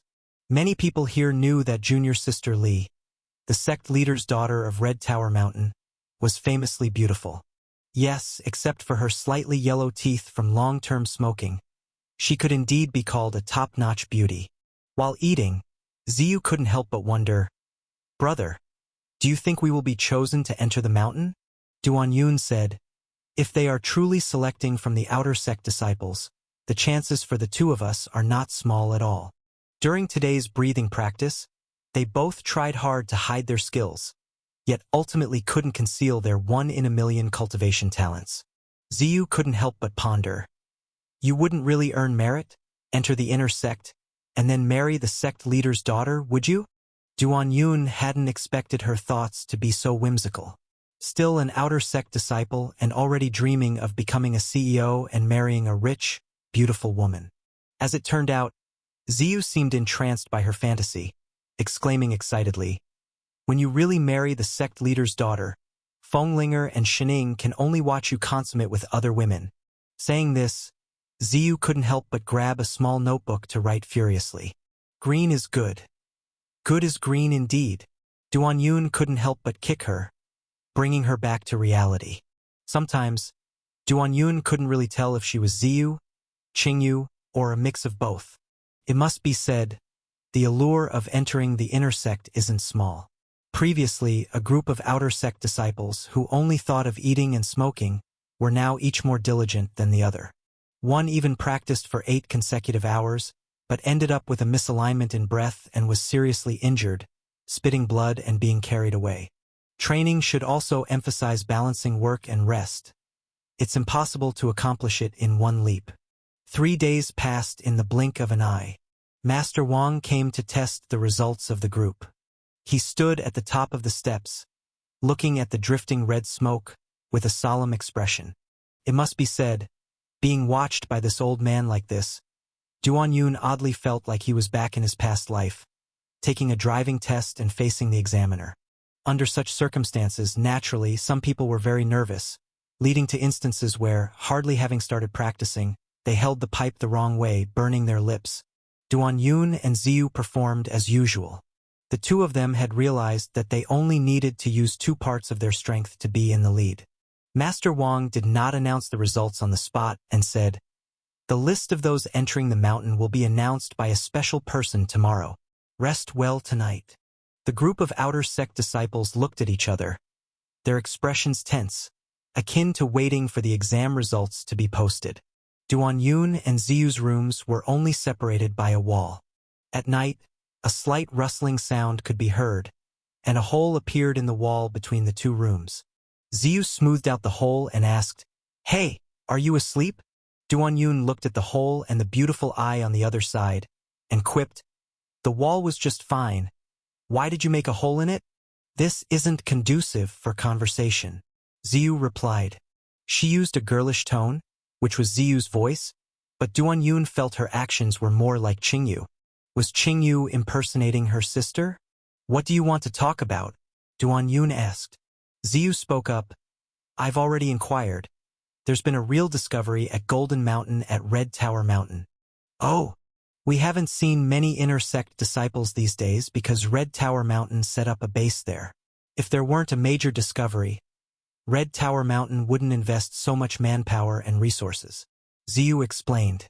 Duan Yun asked, "You seem quite interested in Golden Mountain. Aren't you interested? There's a martial god treasure vault in that mountain and an extremely mysterious Valkyrie. I wrote about the Valkyrie before in my book. Ziyu answered. This mountain full of secrets attracted not just people from the martial world. Duan didn't expect that she had written about the Valkyrie and asked, "What was the Valkyrie like in your book?" Ziyu answered directly, "Big-breasted." Big-breasted? Duan waited for a while, and as she didn't continue, he asked, "Big-breasted, and then?" "Big-breasted. Long knives. Captured by 7 dwarfs who mastered the evil skill." Duan looked shocked and said, "Your Valkyrie truly is 1 in a million, and then? What are the details?" At this moment, Ziyu laughed and said, "Want to hear more?" Duan, his interest piqued, replied, "I do." "Then I won't tell you," Ziyu suddenly teased. Suddenly, she felt the wind shift around her. It was too late to retreat. With a swishing sound, Duan was somehow already beside the wall. His 2 fingers shot through the hole she had made, pinching the fabric. What fast fingers! At that moment, she laughed and said, "Why are you pulling my clothes? I've sworn to Feng Linger and Xining that I won't like you." Duan fingers jabbed, sending a stream of flirtatious finger strength into her abdomen. Ziyu's legs clamped tightly together, tears forming in her eyes. She strained with all her might not to let anything slip. At that moment, Ziyu recalled the terrifying techniques of old demon Duan. "Are you going to tell me or not?" Duan said. "I'll tell you, but you can't force me, unless—" Ziyu gritted her teeth and said, "Unless what?" Duan asked. "Unless you zap me until I'm comfortable, then I'll tell you properly." Ziyu replied, "Qingyu, you're impersonating your sister again." Duan said, "Oh my, I told you. It's my sister who likes being zapped, not me." With a ripping sound, her figure suddenly flickered, and the garment pinched by Duan fingers shattered, freeing her from Duan control. "I am your sister now, you can't force me. When the day comes that I'm zapped comfortably, come find me then for your story. It's so late now, I want to sleep." After that, there was no more movement from that side. Duan withdrew his fingers, looked through the hole in the wall, and found that this rascal had really laid down in bed and fallen asleep. Crazy. Early the next morning, Duan and Ziyu were just about to have breakfast when someone arrived with news. Due to their outstanding performance in training, the siblings were honored to be selected to accompany the inner sect disciples into the mountains. The time was set for noon that day, and they were told to prepare and head out for the meeting. Last night, after hearing Ziyu talk about Valkyrie and the 7 little dwarves, Duan had developed some interest in the secrets of the Golden Mountain. Of course, this interest wasn't because the Valkyrie was well endowed. After all, that was nothing more than the fantasy of Ziyu's yellow book brain. His interest, as a strong man in the martial world, in the martial god treasure vault, was quite reasonable. If the Valkyrie really was alive as the legend said, and still wandering in the Golden Palace, he might even spar with her. When experts clash, it's often a good way to relieve loneliness. Sometimes being an expert feels rather empty and lonely. Since they were honored to be selected, with the opportunity to enter the inner sect, learn the divine skill, become a pillar of support on Red Tower Mountain, and marry the sect leader's daughter, Duan couldn't refuse. Young hero Duan wanted to transform Red Tower Mountain, so naturally, he had to first delve into it and understand it. His experience as an outer disciple in the Iron Blood sect had shown him the struggles and some of the causes of distress among the lower-level people of the martial world, so he needed to continue his practice and explore more. Seeing Duan skipping breakfast and packing things, Ziyu couldn't help but say, "Why do you look so eager? Could it be that you're really interested in the young lady of Red Tower Mountain?" Duan replied, "Why would I be interested in a woman who loves smoking? I'm just someone who loves the work I do and then reforms what I do." Thinking of the sects that were loved and reformed by him, Ziyu's temples throbbed. Furthermore, this time old demon Duan had mentioned the reform might not happen. He must first use electricity to treat the smoking addiction. Within the deepest tower on Red Tower Mountain, Deputy Sect Leader Hong Kaishan looked worried. He rarely worried, because Red Tower Mountain had plenty of money. Earning a fortune from tobacco was an immensely profitable business, and the entire sect was very united. After all, without Red Tower Mountain, living a fairy life smoking celestial cigarettes every day would be tough. These streams of smoke were like threads tying the people within the sect together, creating great unity. Yet now, Hong Kaishan felt some worry.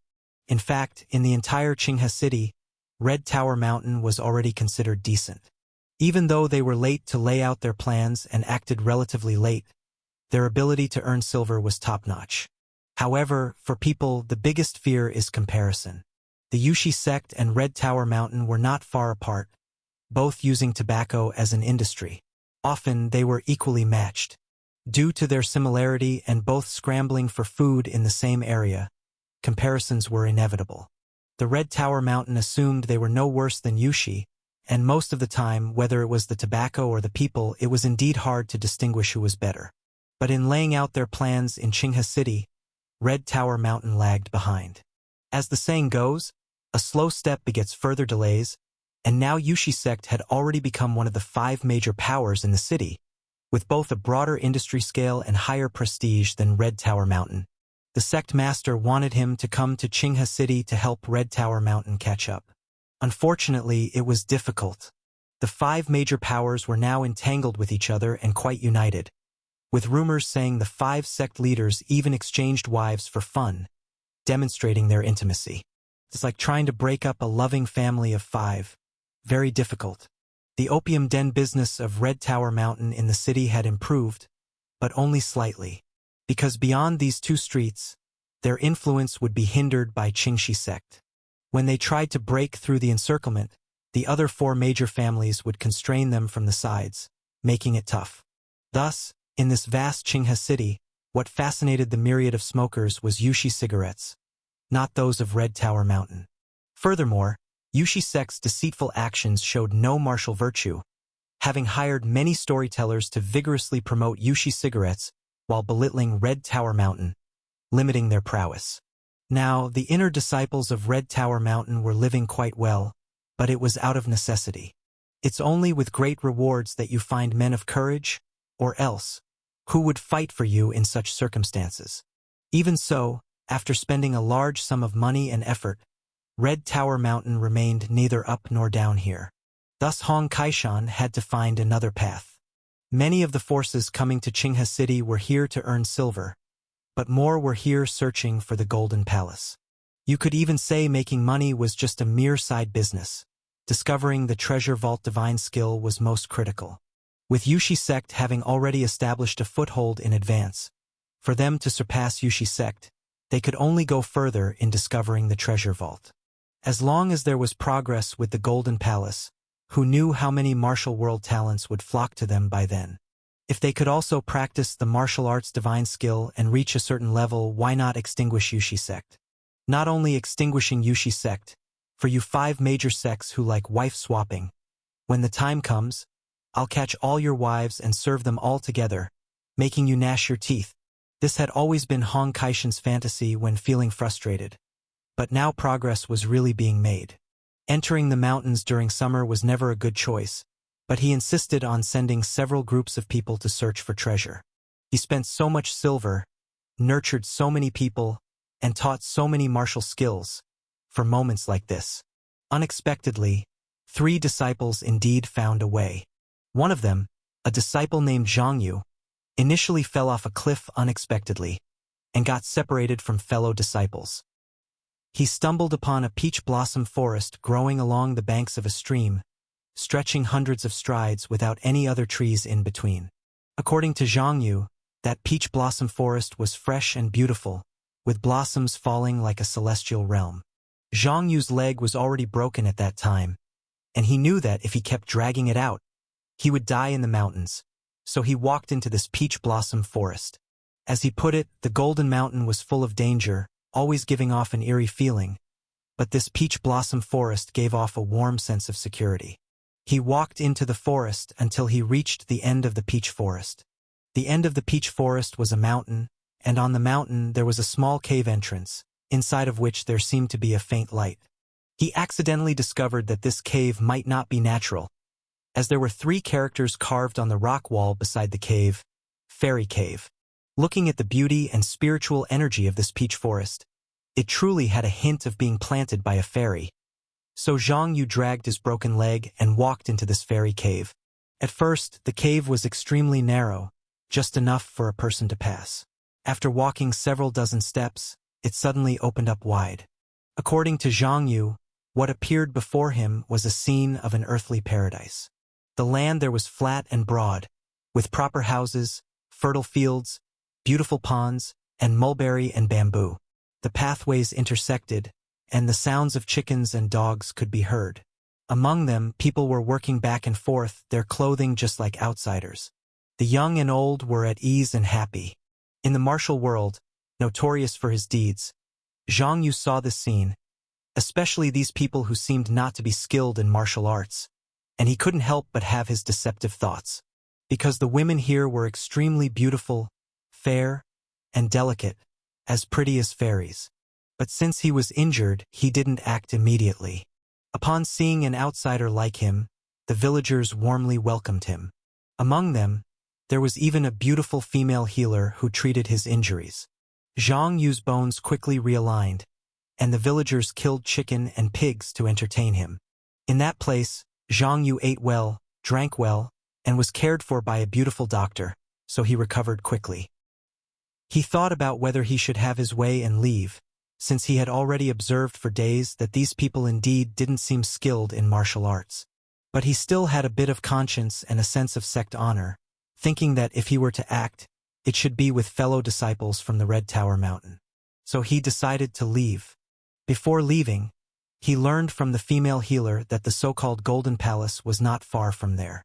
It was merely their ancestral home, and the so-called Golden Palace was just a place with a golden ancient tree whose leaves, when struck by sunlight, appeared like gold everywhere. After learning this, Zhang Yu knew he had made a great contribution. So with the villagers seeing him off, when he left, he marked the road, just waiting to call people to pass through the fairy cave, to deceive fairies, and to get the divine skill from the Golden Palace. Upon hearing this news, Hong Kaishan couldn't contain his ecstatic joy. But he knew this opportunity was rare and difficult. He patted his chest and promised Zhang Yu that if they really found the Golden Palace through that village, he would be the excellent marriage choice for the big Missy. Even if Missy wanted to have multiple husbands, he would be the main one. Because the fairy cave was already deep within Golden Mountain, the journey was distant and fraught with many unknown dangers. Hong Kaishan organized this treasure hunt. It's safe to say he had poured all his efforts into it. He even prepared plenty of smoking pipes just in case. This time, there was bound to be a big harvest. Before noon, Duan Yun and Ziyu had already arrived at the meeting place.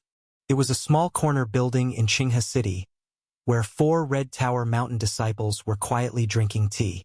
The reason for their low profile was not only because they were dressed simply, but they didn't even smoke. Duan Yun and Ziyu were just about to speak when a square-faced man reminded them to keep a low profile. These people were probably inner sect disciples, appearing quite proud. Before long, Master Wang appeared. He was the leader of this team. Duan Yun didn't expect this examiner would also enter the mountain. The team soon set off. They discreetly left Qinghe City. Outside Qinghe City was stretch after stretch of farmland. From time to time, farmers were busy in the fields, making it look lively. But the further they went towards the mountain, the fewer people they saw. Here, many pieces of farmland were abandoned, overgrown with weeds, and you could even vaguely see human bones within the grass. As the last piece of abandoned farmland was left behind, the overwhelming feeling of dense forest came upon them. Simultaneously, mist filled the air. These fellows seemed to be holding back, and seeing no one around, they all took out their pipes to smoke. This included Master Wang, who had repeatedly advised them that smoking was just an aid. At this moment, Master Wang came over and said, "Don't worry. There will be time for you 2 siblings to smoke later." It's safe to say that the path into the mountains was not easy to find. Countless people from the martial world had come to Golden Mountain in search of treasure, and gradually a path formed in the trackless forest. It's just that this isn't peak season for treasure hunting, so the path that was previously cleared has gradually become covered with weeds. Among them, the most shocking are the corpses by the roadside. Some of these corpses have already become bare bones, while others have not completely decayed, covered with flies in the hot weather, clearly having died not long ago. Duan Yun glanced briefly and noticed that the manner of death varied. Some clearly died from internal fights, while others seemed to have been gnawed by some wild beasts. However, the Red Tower Mountain people seemed accustomed to such sights and paid no attention. When venturing into the mountain to seek treasure, one must not only guard against wild beasts and poisonous insects, but even more against people. Betrayal, murder for treasure, these kinds of incidents are all too common, and idle martial world travelers are the easiest to die. Unlike them, those with sects or schools walk together as a symbol of strength, and generally no one dares to provoke them. The group kept walking without stopping. Duan Yun and Ziyu could only feel they inhaled quite a bit of complex secondhand smoke. During the journey, Duan Yun increasingly found Master Wang duplicitous. What does it mean that smoking is merely auxiliary, mainly for practicing martial arts? This guy has been puffing away non-stop like a real old smoker. Until dusk, the whole group finally stopped at a relatively flat terrain. There, quite a few people were already waiting. Duan Yun casually swept his eyes over the scene, reckoning there were at least 50 or 60 people. Good gracious, Red Tower Mountain really put up quite a show this time. They had already noted that Red Tower Mountain's base in Qinghe City totaled just over 100 people. With more coming like this, it's almost like the whole nest is mobilized. It's evident that the information Ziyu obtained was indeed true. Red Tower Mountain really has made some progress in the mountains. Soon enough, they saw familiar faces. Quite a few familiar faces. Did all the outer sect disciples come? Good heavens, the old man said that only outstanding outer sect disciples had the chance to enter the mountain, and yet it turns out everyone is outstanding? The group looked at one another. The pride and joy of being selected quickly vanished. The inner sect disciples hadn't interacted much with the outer sect disciples before. This was Duan Yun's group's first time entering the mountain. Scattered across various teams, feeling bewildered for a time, the more perceptive ones sensed something was amiss. That night, the group camped and rested here. A middle-aged man with a round face managed everything. From the conversation, they learned that this man was Elder Hong Mingtian of Red Tower Mountain. He was also the aggrieved party in the affair of catching the adulterer and childhood sweethearts. At that time, his wife's childhood sweetheart cursed this elder to die at the Golden Mountain, and later one wonders if the prophecy would come true. Especially since Duan Yun was here, a careless move might wipe them out. Yet that night, the treatment of the initially lowest-tier outer sect disciples was unexpectedly good. The food was the same as that of the inner sect disciples, and they weren't even tasked with night watch. Master Wang told them to rest well. The next day, the group continued forward in the form of 8 small teams. Only this time, Duan Yun and Ziyu had a pipe in hand. Smoke! On the next part of the journey, smoke well for me, preferably without pause, Master Wang said, looking at the siblings. The accompanying 4 inner sect disciples watched this scene, especially looking at Ziyu, revealing expressions of pity. Duan Yun and Ziyu expertly took a puff. With just one puff, they immediately sensed something amiss. The smoke was overpowering, as if it was enveloping their body's chi blood, moving in and out together. This smoke is poisonous. In the team ahead, some outer sect disciples expressed a desire not to smoke, only to be slapped a few times instantly. Those who defy orders shall die. Duan Yun instantly understood. Previously, the outer sect disciples were treated so well, even last night, given good food, drinks, and rest, surpassing the inner sect disciples not out of new kinship care, but rather to await them here. This is equivalent to tricking you onto a bus to a certain destination, and from there, it's beyond your control. Can only say they're quite the players. Amusing. These sects truly never let the young hero down. Duan Yun took a fierce puff, and only felt his internal chi blood throbbing, exclaiming, "Damn! This is potent!" When the smoke was placed in their hands, and they had no choice but to smoke it, the group of external disciples realized their good days were over. This smoke has miraculous effects on poisonous insects, snakes, ants, and even wild beasts tend to avoid it, but the price is the consumption of one's chi blood life. This is the proprietary blood life smoke of Red Tower Mountain, and the reason why they dared to venture in and out of this perilous golden mountain in summer. But what of the cost? The cost isn't high, just the sacrifice of a dozen or so external disciples' lives. Do external disciples count as people? Previously, treating this group of pigs to good food and drink, without directly using them, was enough to prove their benevolence. Duan Yun smoked this smoke, feeling the fluctuation of chi blood. Even with his inner strength, there was a tearing sensation. He couldn't help but take 2 deep puffs, realizing this smoke is potent, akin to poison, capable of smoking someone to death. Smoke well, smoke well. If you don't smoke, how will you contribute? Enter the inner sect.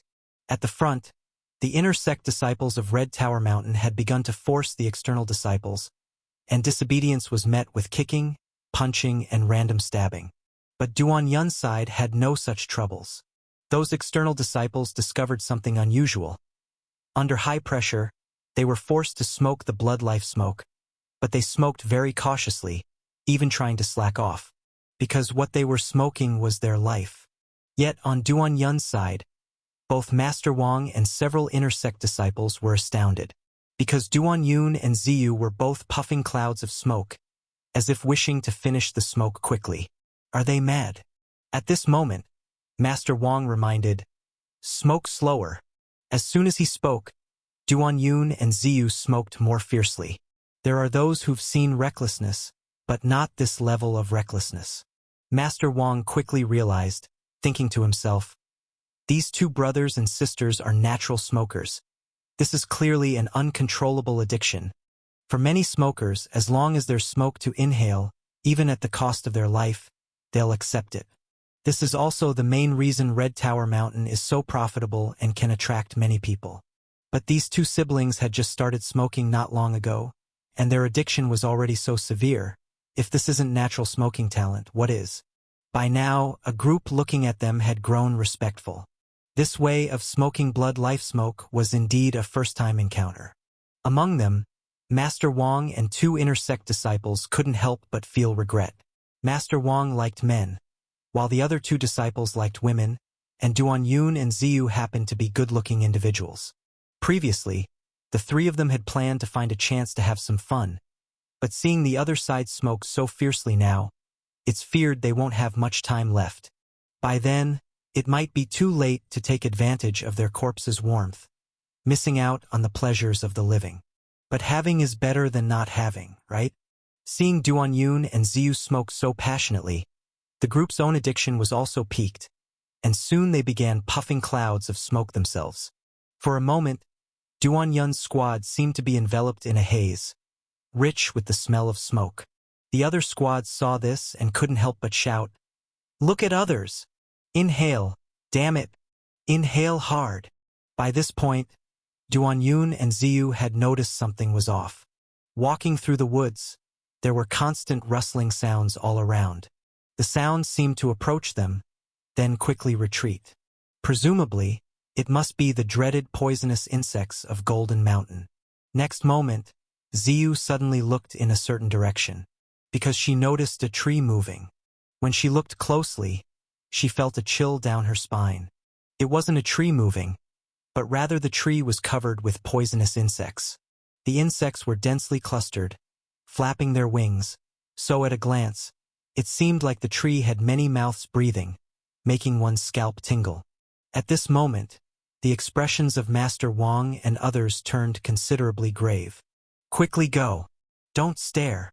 The smoke can't stop." After saying the latter sentence, he regretted it, because these 2 smokers were too fierce. Several inner sect disciples were worried, because once the external disciple resources are consumed, the next ones will be them, the noble inner sect disciples. Duan Yun and Ziyu had to admit, the blood life smoke was truly remarkable. With countless poisonous insects in the woods, as long as they inhaled this smoke, they die abruptly or flee. In essence, They relied on this smoke to carve out a path through an insect sea. Unfortunately, it was just a bit life-consuming. Duan Yun smoked this smoke fiercely mainly because, as a doctor, he wanted to test the harmfulness of the smoke so that he could prescribe accordingly and treat it properly. This wasn't entirely a challenge. In the past, Shinong tasted herbs. Now a young hero smokes lethal smoke. After passing through that forest, the rustling sounds of poisonous insects had disappeared. The inner sect disciples gradually relaxed, talking and laughing, filling the group with a joyful atmosphere once more. But Master Wang wasn't smiling, because he was coughing. Because the smoke Duan Yun was smoking was intentionally or unintentionally all drifting into his nostrils. Though the blood life smoke burns other people's lives, its power is strong, and its smell pungent. This second-hand smoke was even intolerable for this old smoker.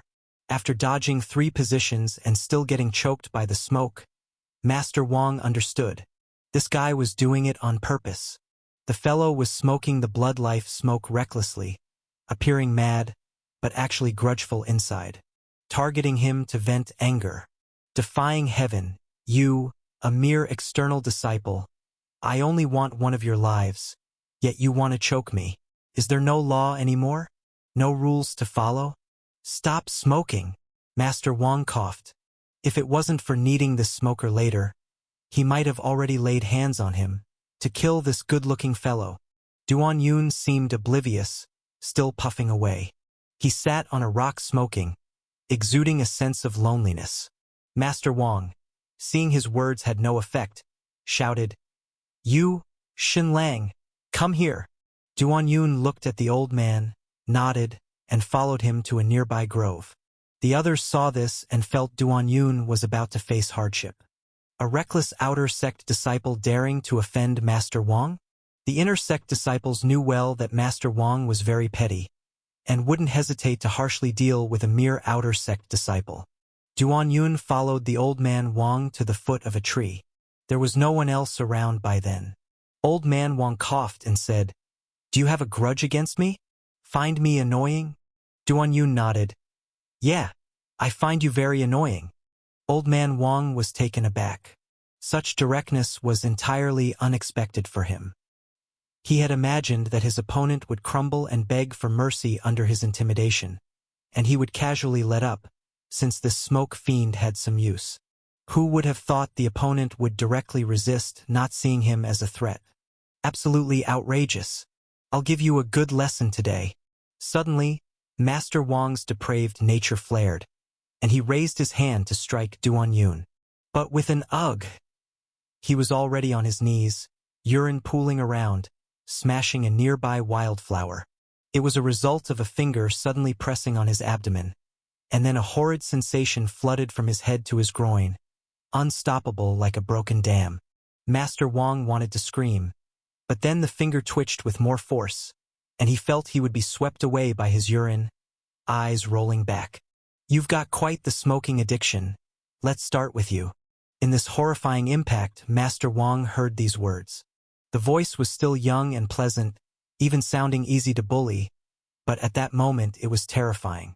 Chirping, a bolt of lightning emerged from Duan Yun's hand, spinning eerily. Demon electric healing. The swirling electricity instantly penetrated Old Man Wang's body, and already full of urine, it made him leap, soon followed by the smell of burning. This old fellow was clearly an old smoking fiend. If he wanted electric therapy, he'd get it stronger. Dr. Duan understood the power dynamics, and intensively increased it. By now, Old Man Wang's body was cleansed inside and out, with the demon electricity twisting his entire form. It was like being thrown into a meat grinder, shredded, reshaped, and shredded again. At his worst craving, he would feel shriveled without a smoke, even like crying, yet now it was pure torture.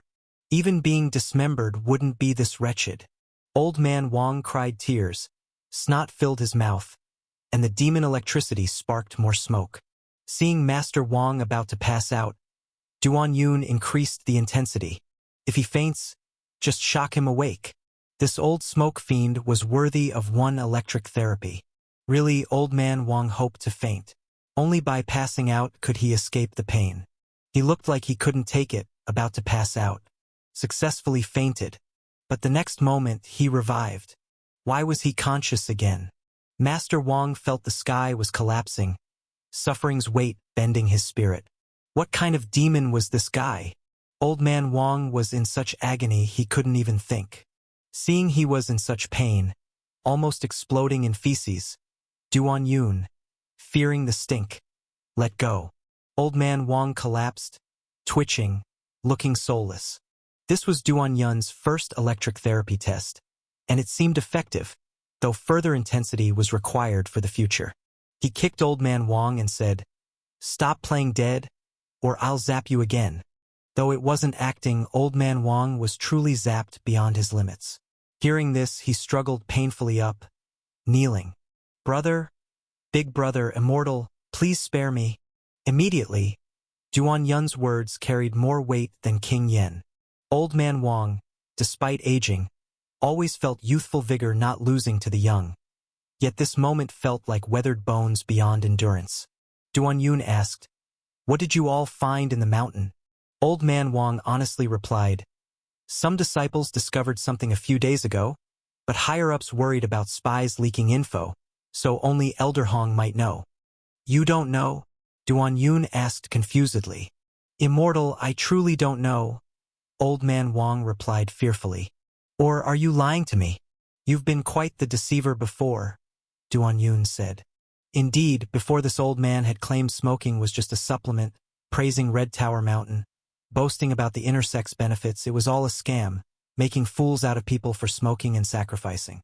Old Man Wang quickly kowtowed. "No, really, I wouldn't dare. We'll see." Without time to react, Duan Yun pressed his hand on the old man's head. A terrifying suction formed instantly on his head, making the already startled old man Wang tremble again. "Goodness, not just a smoking fiend at your age, but also greedy," Duan Yun marveled. "I want to be a hero." Suddenly, Old Man Wang said wearily yet righteously. Only then did Duan Yun stop. He realized the old man didn't lie. He only received a mission to enter the mountain, not knowing detailed info. As for the greediness, young hero Duan had no tolerance for that sand in his eyes. Next moment, with an "oh!" the smoking pipe Old Man Wang held was shoved inside his body by Duan Yun. He warned, "You better behave properly later. Don't slip up. Don't anger me, understand?"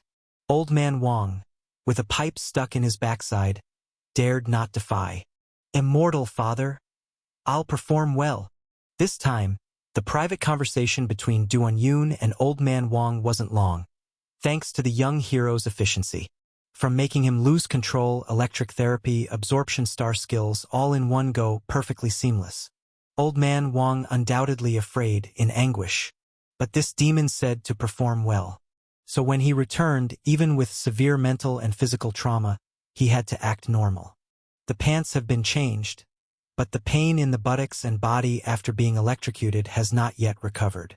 Thus, when Master Wang appeared before everyone, he walked slightly bow-legged, resembling the seducing moves of the Morong brothers. He kept smoking. Actually, after the shock, he truly lost the desire.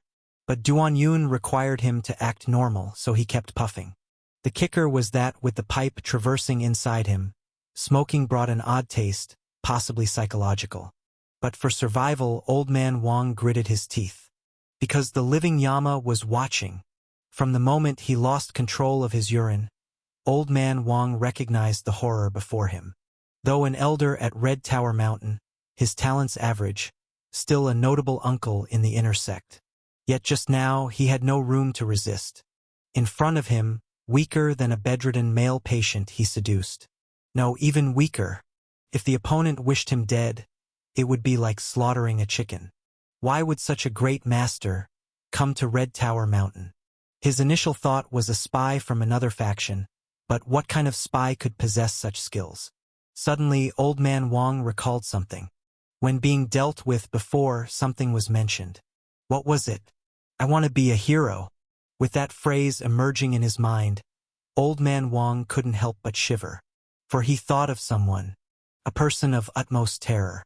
Duan, old demon Duan.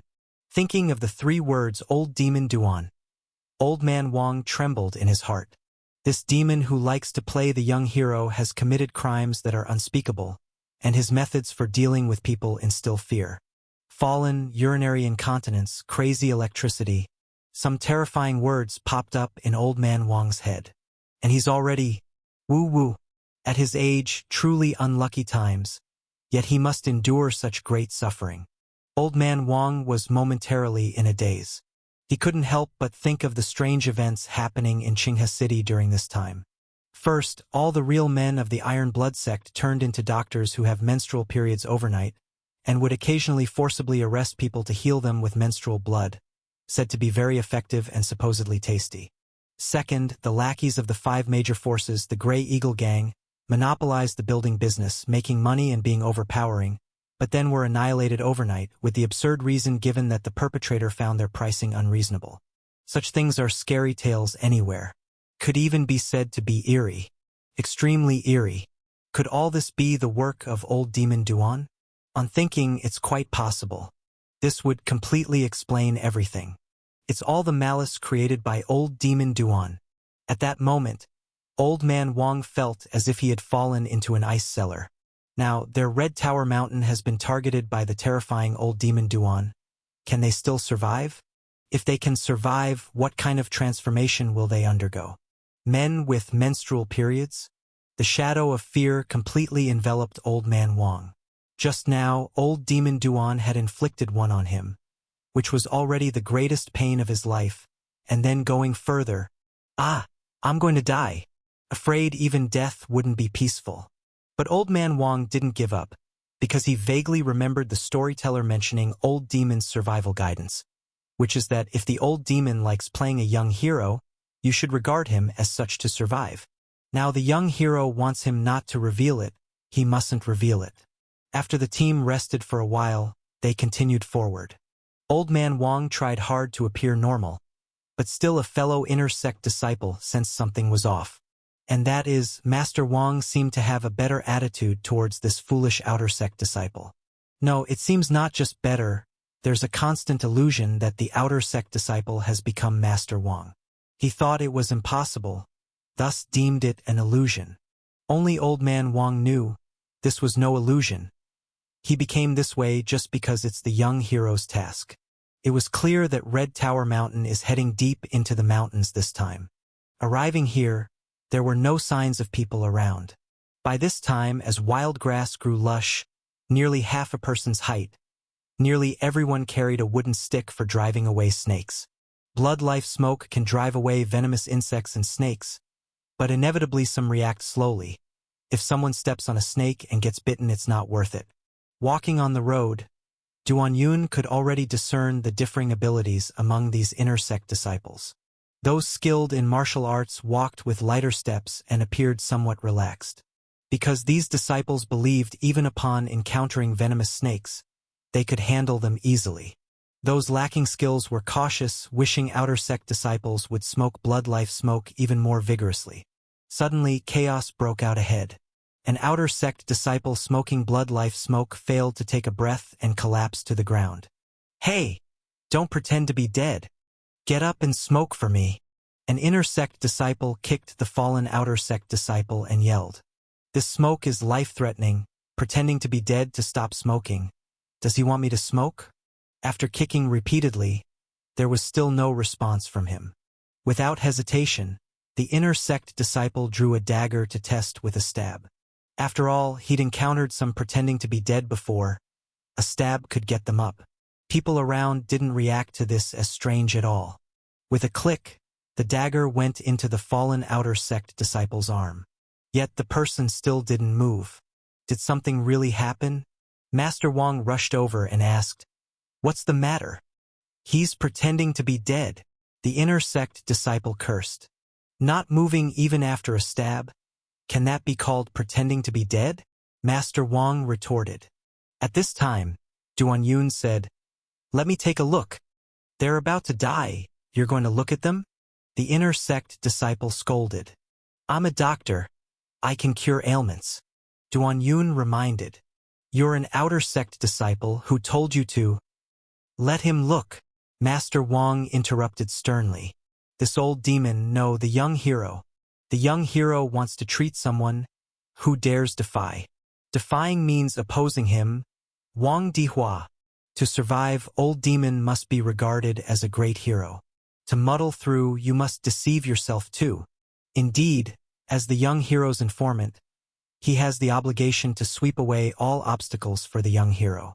Faced with Master Wang's anger, the inner sect disciple dared not speak further. After all, within Red Tower Mountain, clear hierarchy exists. Although all belong to the inner sect, Master Wang's seniority and strength are somewhat higher. However, the few inner sect disciples found it strange. Why was Master Wang so agreeable now? Given his past temperament, would he care for an expendable's life, or let an expendable treat? Master Wang heartily struggled. Just the task of the young hero. Duan Yun quickly took the pulse of the fallen outer sect disciple. He had conversed with this outer sect disciple before. Duan Yun found him relatively normal among a bunch of lunatics, saying he joined Red Tower Mountain just to earn a living.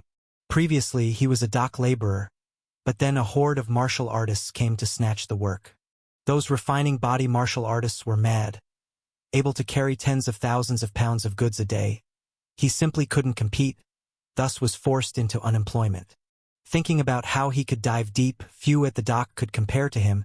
He figured his smoking was an advantage too, so he might as well try his luck. Unexpectedly, Red Tower Mountain really accepted him. This fellow Lin was delighted before, believing he could finally enjoy good days of being well-fed, but after only a few days of full meals, he was dragged here to be used as fodder. When Duan Yun was taking his pulse, the true qi in his body had already entered the other's body like threads. He discovered that the area near this guy's lungs was indeed blocked with stagnant blood, and it needed to be opened up. So he took out his handy needle and inserted it into his chest. After that, the true qi quietly drew in, found where the stagnant blood was, and surged forward, piercing from the lungs straight to the throat. With a loud wah, Lin woke up instantly and began gasping for air. I. He was really choked by that mouthful of stagnant blood just now, unable to breathe properly. Damn! A divine doctor! Someone exclaimed. Since you're awake, hurry and get up to keep smoking. The inner sect disciple, already full of anger, shouted as he saw Lin wake up. At this time, Duan Yun took the dagger out of Lin's hand, stopping the bleeding. Hearing this, he showed an expression of displeasure. Master Wang gasped heavily upon seeing this and quickly called out, "This person just woke up and was stabbed. What, smoking?" The inner sect disciple grumbled, "But the smoking can't stop. The smoking can't stop. Then you do it. It's up to you," Master Wang said righteously. The inner sect disciple, anxious and face flushed, dared not retort. He kept glancing towards Elder Hong, hoping the elder would stand up for him so he could be more assertive. But there was no response from that side. Master Wang told him to smoke, and he really had no choice but to smoke. The inner sect disciple said bitterly, "Smoke! I'll smoke." Under Master Wang's oppressive gaze, he could only reluctantly pick up the pipe to smoke. But he took very small puffs. "You smoke so lightly, haven't eaten?" Master Wang scolded. The inner sect disciple felt unfortunate, angrily took a strong puff. "Let me say, I'll only smoke for half a day. After that it's up to you," the inner sect disciple told the outer sect disciple. He was regretful of stabbing the fellow with the dagger. If not for that, none of this would have happened. Seeing Duan Yun's expression slightly softened, Master Wang exhaled a breath of relief, feeling cold sweat all over his back. Did I just save these dozens of lives? Everyone knows old Demon Duan is petty. One unhappy moment and he wants to destroy families. The group continued forward. Even while smoking the blood life smoke, Duan Yun and Ziyu seemed quite comfortable. Afterward, the group continued forward. It seemed only a minor episode, yet only Wang Dihua knew it was a stormy upheaval just now. Trouble brewing. Now it really is trouble. If this group of people knew this outer sect disciple was old Demon Duan, what kind of expressions would they have? Someone who would involuntarily shout, "I want to be a hero," and disguised as a doctor to treat illness is no doubt old demon Duan. Previously, Wang Dihua actually held a bit of hope. And that hope was maybe this guy wasn't old demon Duan, just a cunning spy. Then relying on Elder Hong Mingyu's cultivation and their unity, there might still be a chance to win. But upon confirming he was old demon Duan, he no longer harbored any hope. Elder Hong was indeed a prominent figure in the martial world, but before the infamous old demon Duan, he was just a slightly bigger chicken. Wang Dihua couldn't help but speculate why old demon Duan would infiltrate their Red Tower Mountain. But quickly he dismissed this thought. Matters of the young hero are not to be heard, not to be questioned. In any case, whatever the young hero does is right. Wang Dihua forced himself to elevate his mindset, all because Duan Yun drew a few steps closer to him. This feeling was akin to walking alongside King Yen. On the upcoming path, Wang Dihua, though trying hard to maintain his demeanor as an uncle, was much more respectful toward Duan Yun and Ziyu. Who knows which was following alongside old demon Duan. All in all, it was an indescribable horror. Before nightfall, a fire appeared in the dim forest. The group relaxed. That was the campsite of Red Tower Mountain's vanguard team. How much longer the journey was, aside from Elder Hong Mingtian and the two leading disciples, no one knew. But tonight they were to spend the night here, at least they could rest. Wang Dihua sat there sideways, gasping heavily. He was very tired. Previously he was struck electrically quite badly. And what was more tiring was the heart. With the living Yama walking together, how could the heart not be tired? Wang Dihua looked at the other fellow disciples who seemed relaxed around him, inevitably feeling somewhat irritated. He knew some in the group secretly mocked him as soft-hearted, treating the smoke pipe as a person. Yet, he suffered so much, endured disgrace, all for saving their wretched lives. Feeling the burden of knowing the truth alone was excruciating.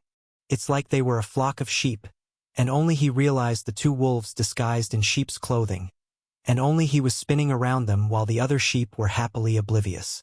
Without him, this group would have possibly been raped and killed by Mr. Duan, the young hero. They could still be foolishly happy here, yet mocking him? Yes, even in his heart, Wang Dihua dared not directly call old demon Duan. What if this young hero could read minds? Wang Dihua felt utterly exhausted. And then, at this moment, a disciple came to deliver a message.